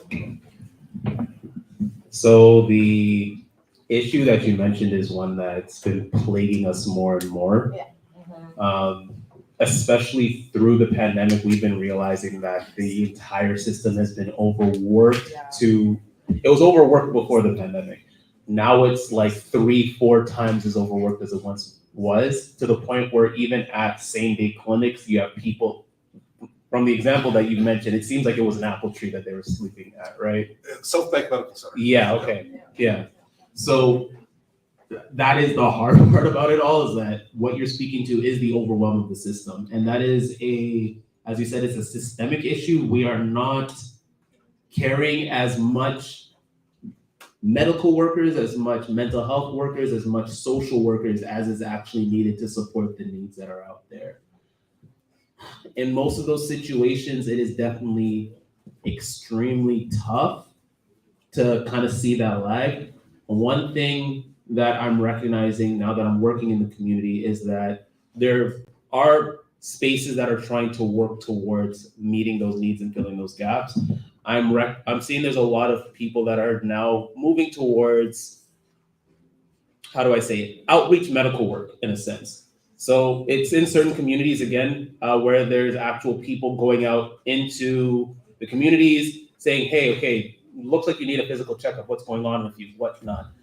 So promoting those things, again, going through your local community resource center will allow for those things. You mentioned it was on Bank Street, right? Yeah. So there are, I believe, 2 community health resource centers in the area. One in Walkley, actually. Okay. So most of those spaces, especially if they see community health center, they'll actually have doctors on site. Right on. Yeah. So those are places that you can always check into from a health perspective or from a mental health perspective, because they also have counselors on site.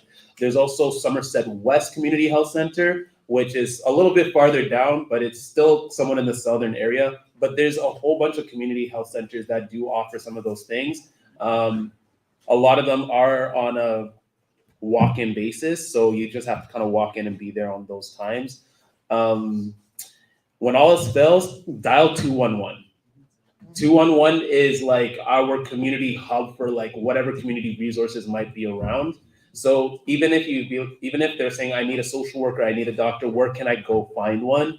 They'll have a list of resources right there on the phone just to be like, okay, try this place, try that place, try that place. If it becomes an emergency, dial 811. Well, not necessarily an emergency, but if it becomes something that requires more attention, you can dial 811. And then again, as it's been kind of said before, if you're recognizing I need acute care right now, 911, get to an emergency center. Like those are kind of the quickest ways to get access to those things as quickly as possible. But I do also recognize again the disparity that comes from a community health perspective, especially since family doctors is a giant wait list for a lot of those things right now.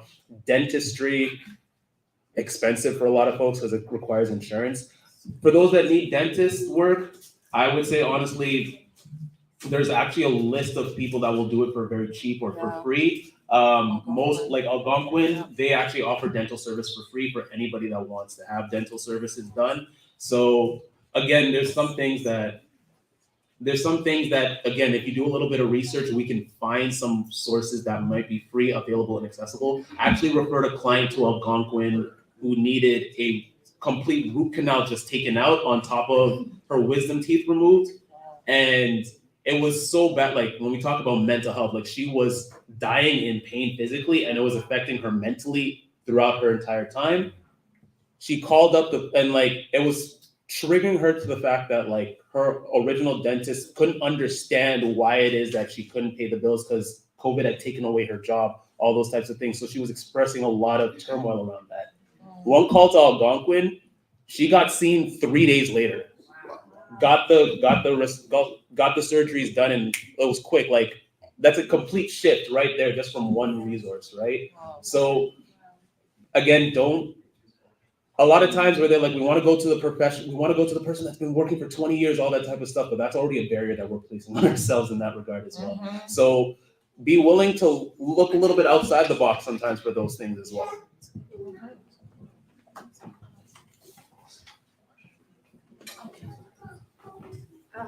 Thank you, everyone. So we talked about New Start. One of the T's is temperance. We don't want to weary the saints. So I'll just tell you, I saw 3 hands and ask you to bear with us, and we'll try to get through those hands quickly. First one was Nicholas, next one is Eve, and the other one is Amon. Please. All of us?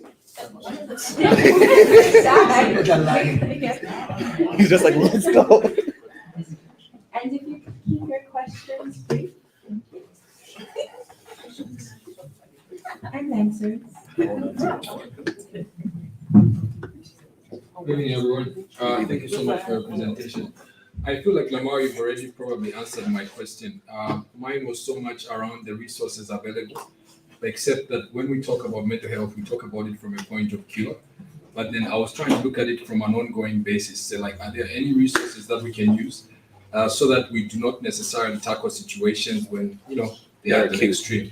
Yeah, I know that you've already talked about this holistic approach where we can, different aspects of our life, but then specifically for mental health, are there any resources that we can use on an ongoing basis? Okay. Does anyone want to answer that? Keep thinking.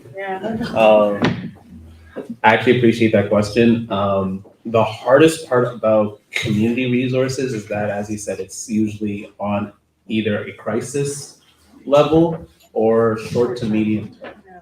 And I think that's and when we say brief to short, we're often using psychotherapy language right now. If I say brief to short term, I'm usually looking at 1 to 3 sessions.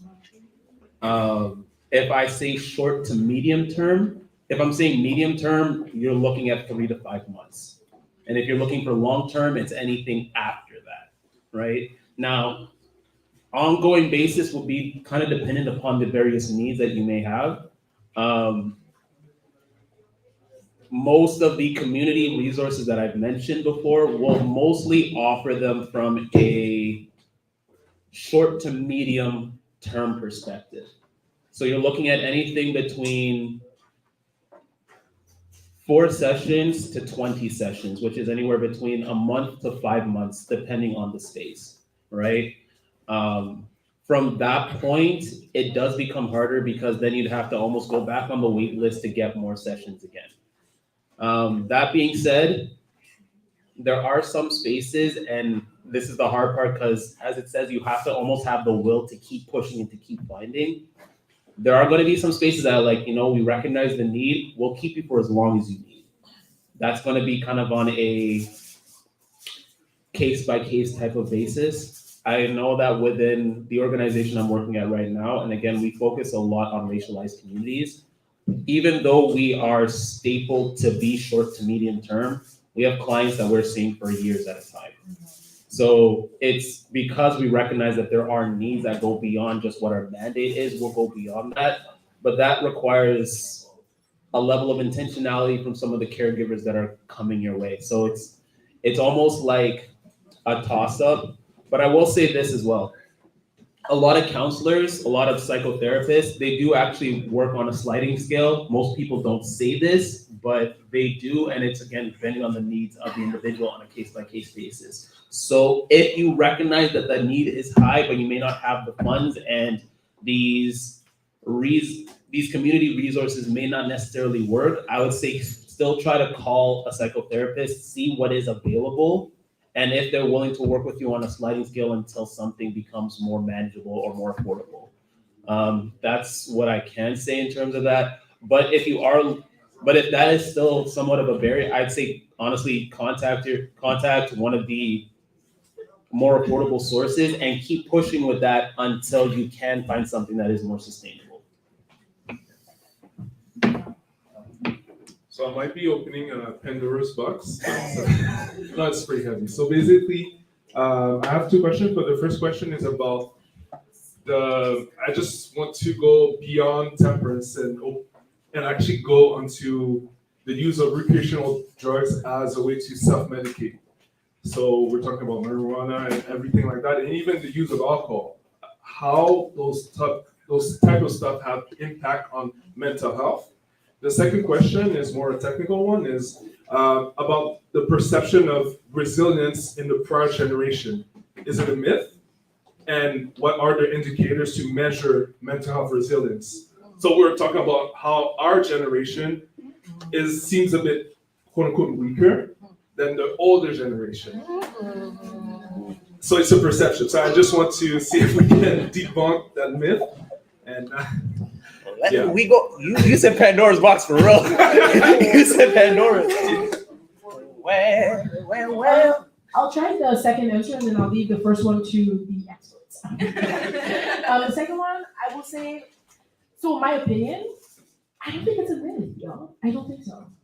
Why am I saying that? It's because I meet students that come to my office, and I'm not even gonna lie, they start telling me why they're not doing well, and I'm like,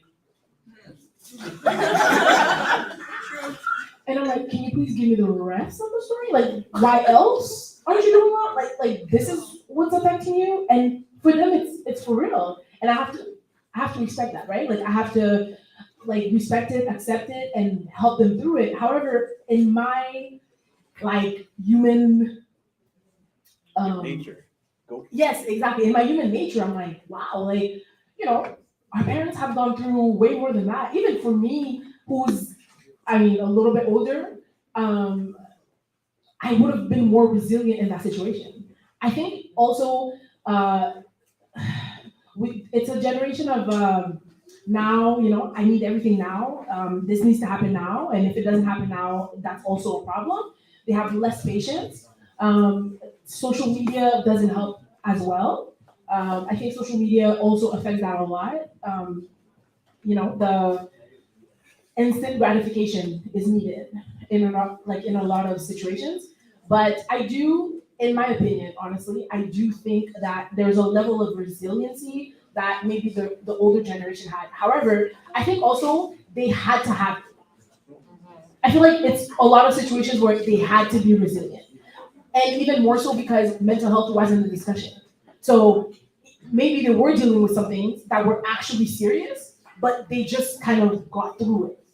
They got through it because they had no choice. Like they had no other choice but to get through it. Like when my mom explains to me certain things, I'm like, Mom, like you went through a mental health illness, and she's like, no, no, and I'm like, yeah, you did, but thank God because of prayer and because perseverance, you push through it. However, if it was now, maybe medication would have been a very helpful route to go to.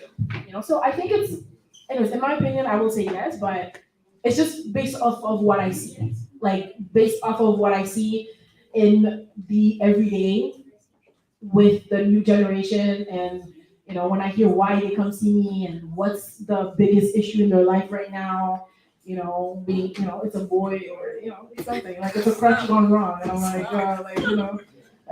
heartbreak is part of life. Just yes, it's hard, but yeah, like there's an after there's an after, something better will come. Like,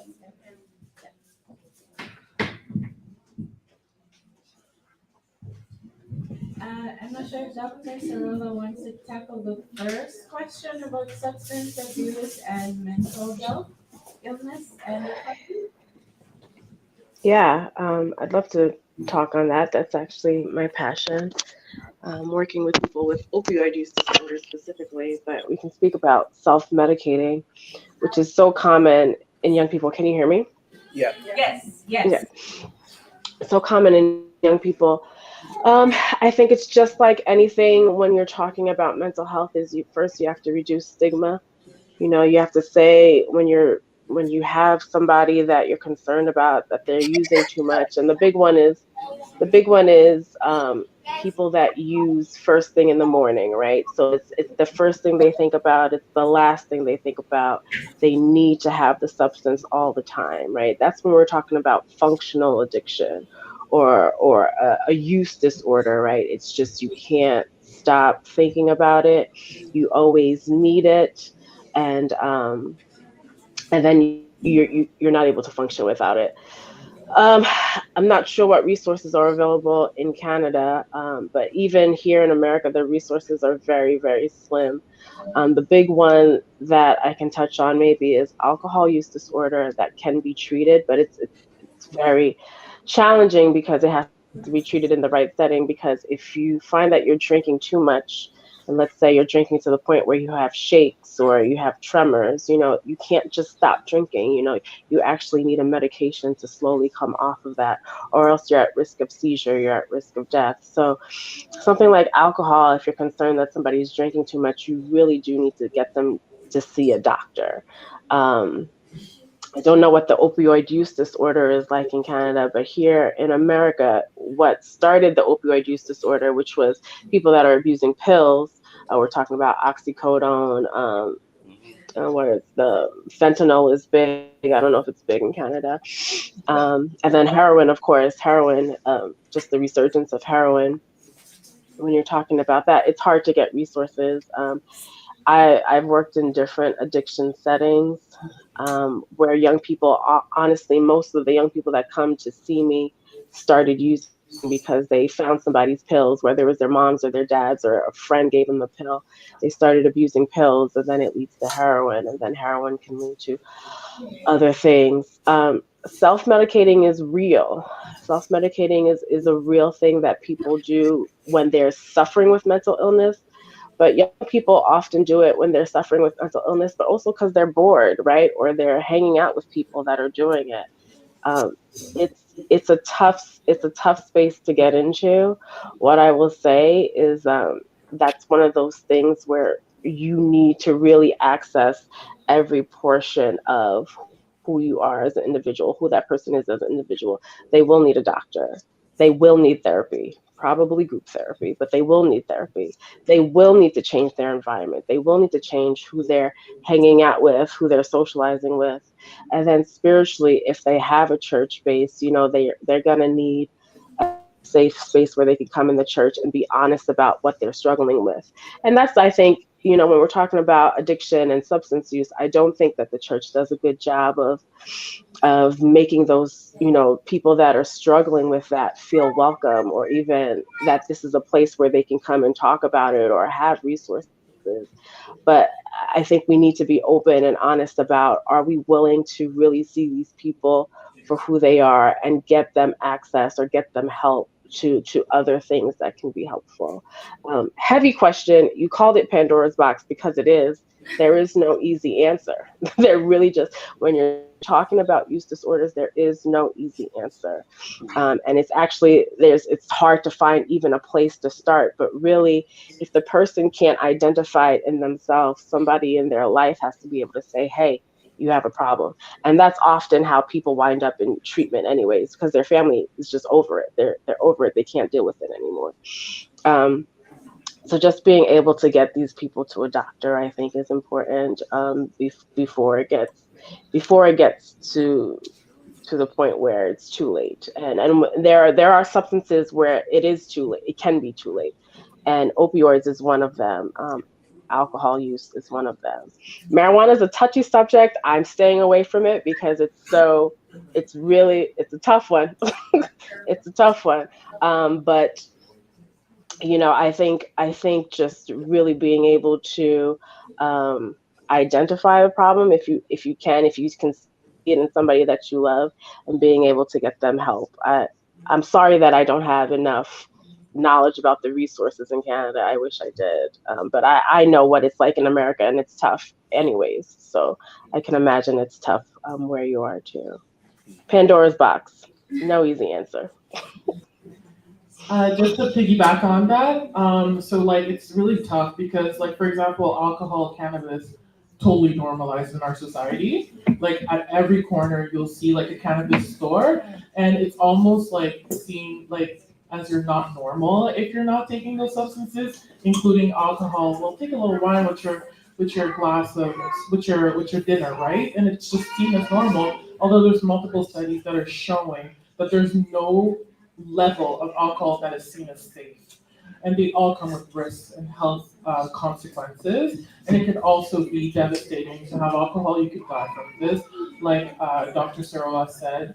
So in terms of Ottawa resources, if you do notice that somebody has those problems, I mean, it's interesting because in the church, there's always shame if you're taking those because we already like look down upon those substances. So they might even hide it. But if you do find it, just be compassionate if somebody's dealing with those problems, and do let them know that you're here to support them, because sometimes it's just, there's this psychological addiction, but then there's a physiological addiction where it's just stronger than you. You're just waking up and you have those shakes and there's nothing else but a drink of alcohol that's gonna calm those down. So just be compassionate with people who are dealing with those things. Whenever you do find that compassion, if you do want to help them, there's something called Rapid Access Addiction Medicine Services, and that's in the Royal Hospital. That's a drop-in. You can come in at any time. It's self-referral, so you can actually let them know, hey, like, I want to help you. Here's a paper. You can go there anytime, Monday to Friday. I don't know the hours, but I think it's 8 to 5. 8 to 5. Thank you so much. So you could just drop in and get some help. You can get some counseling if you're not looking for medication. There's some medication that you could try to actually decrease the cravings that you get from alcohol or cannabis or whichever, short term, and then hopefully it helps you for that time being. But yeah, I think, and just a quick note about resiliency. I think it's because, I think it goes back to comparison, if I want to be honest, because, let's look at people who are in less resource areas, like maybe people who are still in Haiti, if we're from Haiti, or still in our home country. And I find that they have happier lives, or they're less, constrained by us, because, when they're comparing themselves to their situation, they have a lot of gratitude and feel like, hey, you know what, I'm in a good position compared to whoever. But here, where you're comparing yourself to the next peer who got into med school and you didn't, it's the end of the world for you, right? So it goes back to that idea of comparison as the thief of joy, and that might be compromising our resiliency. Yeah. So real quick, I'm gonna say this real quickly, just to talk about the resiliency aspect of things. I think it's a multifaceted question. And it's multifaceted because, again, if you're looking at what resiliency is, we look at whether you can either work through something or bounce back from something, right? And if you look at how, especially from how we've seen things go from generation to generation to generation to generation, there's been a lot of things that can impact one's ability to either walk through something or to bounce back from something. One thing that we actually don't talk about is how resiliency is actually also partially biological, right? So, for instance, we don't recognize that when there's an ample amount of stress that's in the body, it actually has an impact on us neurologically and physiologically, and that can be passed down from one person to the next, meaning that our ability to handle stress decreases from one generation to the next. So if we are looking at, yes, our parents might have gone through a whole lot, but how much of their resiliency, how much of their stress tolerance was maxed and then passed down to us already having maxed out. So if that is the case, then yeah, of course you're going to have less resiliency because you were already born with a predisposition to be less resilient to stress. So that's also one aspect that we don't necessarily pay attention to. On top of that, as it was kind of said before in terms of comparison, we are now living in a globalized society where everything is being compared to, where everything is being bombarded towards us, where everything is being filtered towards us. So that already has a capacity to knock us down in ways that wasn't necessarily available to others before. So there's a lot of things that can impact one's resilience. And that's why I can often say that I don't know if it's the fact that we have less resilience, but more stresses that have impacted our capacity to deal with the stresses that have come on today. On top of that, I can even say that maybe it's not the fact that we're less resilient, but maybe it's the fact that we're just talking about these things more. Because quite honestly, as was said before, a lot of times we just had to get through it. We just had to get through it. There was no talking about, oh, this is bothering me. Now there's a level of vocality that's being brought out now that wasn't there before. I can look at my parents, my grandparents, and a lot of other folks that I can clearly see are struggling from a mental health perspective. They ain't gonna say nothing about it.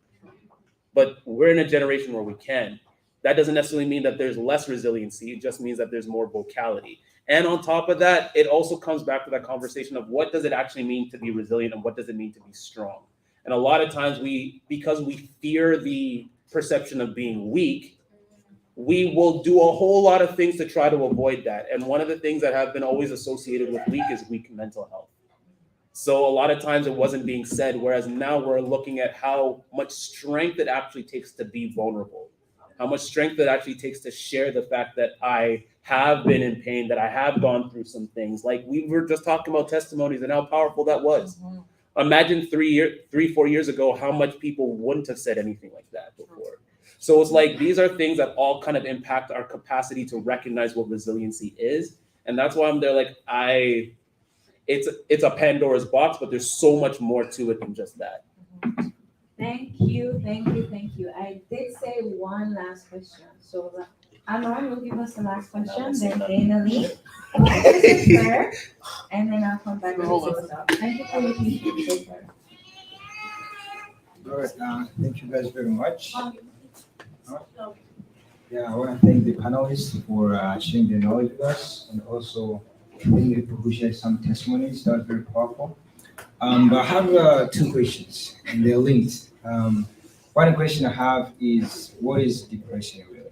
And the reason I'm asking that question is because, it's mentioned, I believe we shared a testimony that, things like when you're no longer interested in things that you once liked, such as talking to friends, I don't know, playing sports, or just things that you like, right?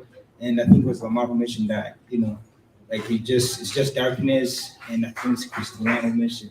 Okay, I don't know who said it about that person mentioned about being hopeless, right? Things like that.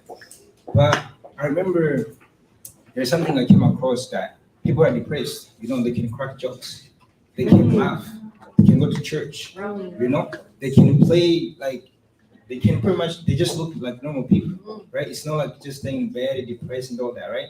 So now, as a friend, how would you know if your friend is actually depressed? If they can crack jokes with you, laugh and, do all those kind of stuff, So what is really depression, and what can you do to help a friend if I don't know, how would you know?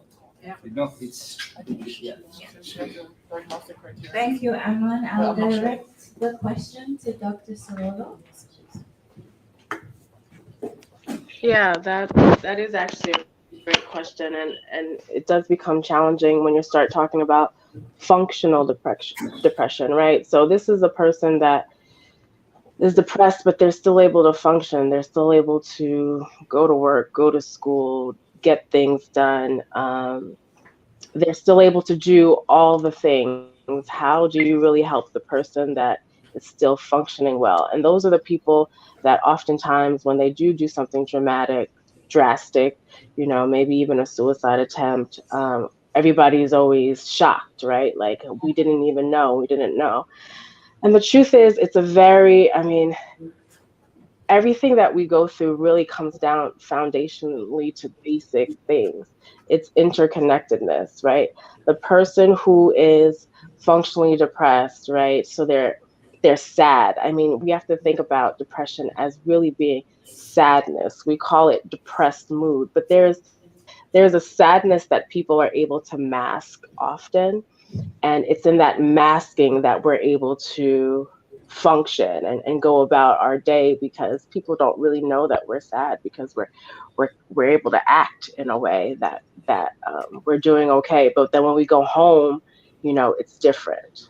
um, it comes down to connectedness and being able to ask questions to the people around you, to the people that you love, and to ask probing questions. How are you doing today? And really listening. Or are you having any challenges? Is there anything that you need to talk about? And sometimes in the middle of a laughter, it could be appropriate to say, but are you joking for real? Or, is there something else that you're really going through? I mean, it's really about being able to connect with people, ask important questions that can help kind of elicit more deeper answers, not just the surface answers that we're used to giving. Yeah, I'm fine. You ask somebody how you're doing, but you say, but really, I want to know how you're doing. I want to know how you're able to. Are you having struggles getting through the day? How do you do when you get home? Like, how are you doing when you're at home? And oftentimes our home life will reveal really how we're doing, because we can go out in the world and mask, but when we come home, it's more challenging. And the people that live with you, if you don't live alone, because there's a a larger number of young people, young adults that do live alone, right? So if you're fortunate enough to live with other people, to ask for help. But if you can't ask for help, to really to let those people give you input on how they feel like you're doing, and being open to that, to answering those questions too. I mean, there's a level of willingness that we have to let people in, which can be hard, but that can often be our saving grace. So I hope I answered your question. I mean, it really does come down to connectedness, and it, functional depression is, you can't, people that are out in the world and doing well, you really can't know unless you're asking the questions, and that's just the bottom line. It doesn't get any deeper than that. You just have to be able to ask real questions to people and look for real answers and really listen and really be there, and to be able to empathize with people too, right? To sit in their shoes and say, I hear what you're saying. I'm here for you. Sometimes that's all people really need. That's why therapy is so effective, because you're paying somebody to say, I'm here for you and I hear what you're saying. But it's so effective. There's so much healing that happens in that. So if we can learn to do that in our everyday lives, to the people that we love, to the people that seem fine, but maybe just that one extra query that you can have with that person can make a big difference. So. And just to bounce back on that, like just objectively, if you do see a doctor in terms of like depression and what it is, the thing is that there's no test for us to determine if you're depressed, like from like a blood test or anything like that. It's really how we look at you, how you're talking, what you're saying, that we diagnose like depression. If you want to know practically what it sounds like, there's usually 9 diagnostic criteria from the DSM-5. So the first one is talking about the length, right? So it's having this low depressed mood for at least 2 weeks. Then there's anhedonia, which is the lack of pleasure and interest in things that they usually like. Then there is a lack of energy. Then there is a difficulty concentrating, like at school, at work, whatever you're doing, just your mind is racing. There's nothing that goes through as usually as it does. A change of appetite, either eating too much or eating too little. You're just have no interest in it. It could also be what we call psychomotor changes. So that means that you're just noticing that like they're restless. They're either restless, they're always like just doing things like this, just not sitting still, just anxious, or they're slowed down. To the point that like you're saying like they're not themselves, right? There's also there could be suicidality, of course. Or there could also be hypersomnia, so changing in sleep. So either they're sleeping all day or they're not sleeping at all, right? So usually these are the 9 diagnostic criteria, and then you need at least 5 of those for around 2 weeks and plus to diagnose depression, and it needs to impact their function. So it needs to impact their work. They're not able to go to work. They're not able to, go to school and all this stuff. That's clinical depression. Of course, there's so many other types and everything. There's a functional one that's at least 2 years. I mean, of course, your doctor will know best how to take care of you and treat you and diagnose you, but it's just for you guys to know a little bit what it looks like when we're diagnosing somebody with depression. And for signs for like your friends, it's once again, are they sleeping too much? Are they not sleeping at all? Are they looking sad? Actually, there's a lot of work in actually what they look like. Are they not as talkative as usual? They're isolating. You don't see them at Bible school in the morning. You're like, usually they used to love going and they're not going anymore. There's changes in their routine that they usually do. And you're like, that's not who I know, right? So, and then also talking more negatively about themselves, like they're like just more like negative and they have low self-esteem, low self-worth. They're just more hopeless. So like, for example, well, honestly, I just don't think I'll get into med school ever. Like and then when you really dig deep, you'll see that something has changed and they're just feeling hopeless about everything. And unfortunately, hopeless is a big criteria when it comes to suicidality. Because you feel like there's no hope, there's nothing else I can do, death is the best option. So it's just, changing routine, they're not the same anymore. Just ask, like she said, connectedness is a big factor. Do ask, because I do recall like one of my classmates in med school did die by suicide, and he was like the happiest go lucky person ever, but it's just like he started being more negative, right? Just before, like a week before he passed away, and he just shared how like, what's the point of it? Like, and he's smart, so it's just like, it's just different, it's changes. Pay attention to those changes in your friends. Amen. Thank you for those answers. I want to thank the panelists who took their time to share their expertise. To Dr. Cerola, who's in the US, thank you for being here with us. To Lamar, Dr. Juan, and Christina, thank you for being here. We appreciate your honesty and transparency. We want to thank you online and in person who came and you shared your personal testimonies. You asked questions, you engaged, you're very open and honest. And these are the conversations that we need to have in the church. Conversations that are transparent and honest. And by sharing, we'll help ourselves. So thank you again. Drive safely. Dana Lee will close us off in prayer. And you can stay back, mingle. If you're having any challenges, if you're having thoughts of suicide, reach out to someone, call 911, get some help. If you think someone is facing something, reach out to them. Sometimes just talking to someone helps. And if you're concerned that you need professional help, pray about it. It might be expensive, but it is worth it. Amen.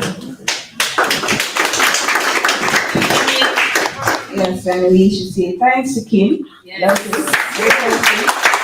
Appreciate the time that you were given, and again to the panelists and to everyone here wonderful job. I was enriched, empowered by all that was shared.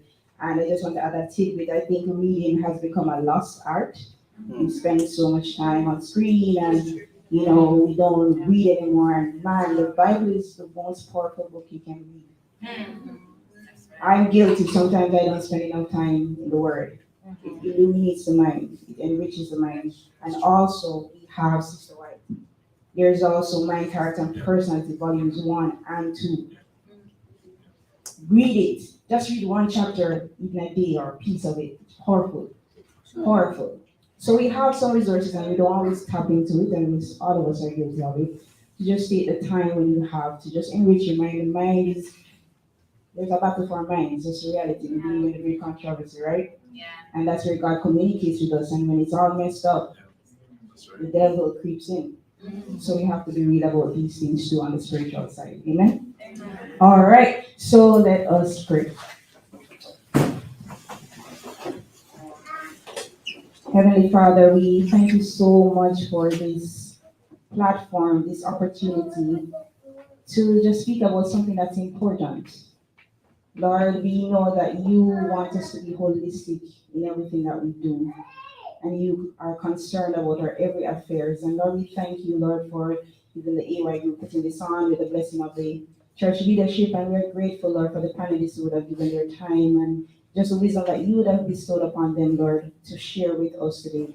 And so, Lord, we are grateful, Lord, that we can have these discussions, and I pray that each person who would have listened tonight would have been enriched, and if there's concerns or challenges, I pray that persons will reach out. I pray that the church will be a place where it is truly safe, as you would want it to be, Lord.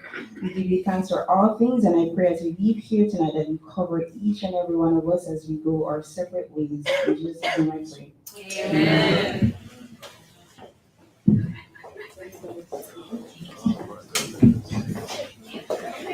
Bye, Dr. Charles. Yes.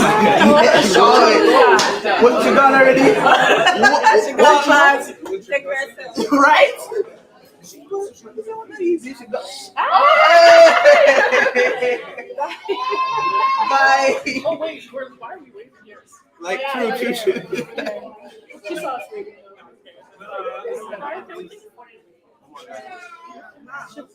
Mama. To God's glory.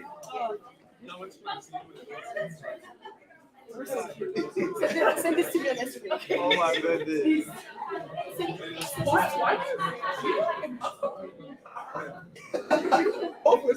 Listen, when you put down a word, you put down a word. That's all I can say.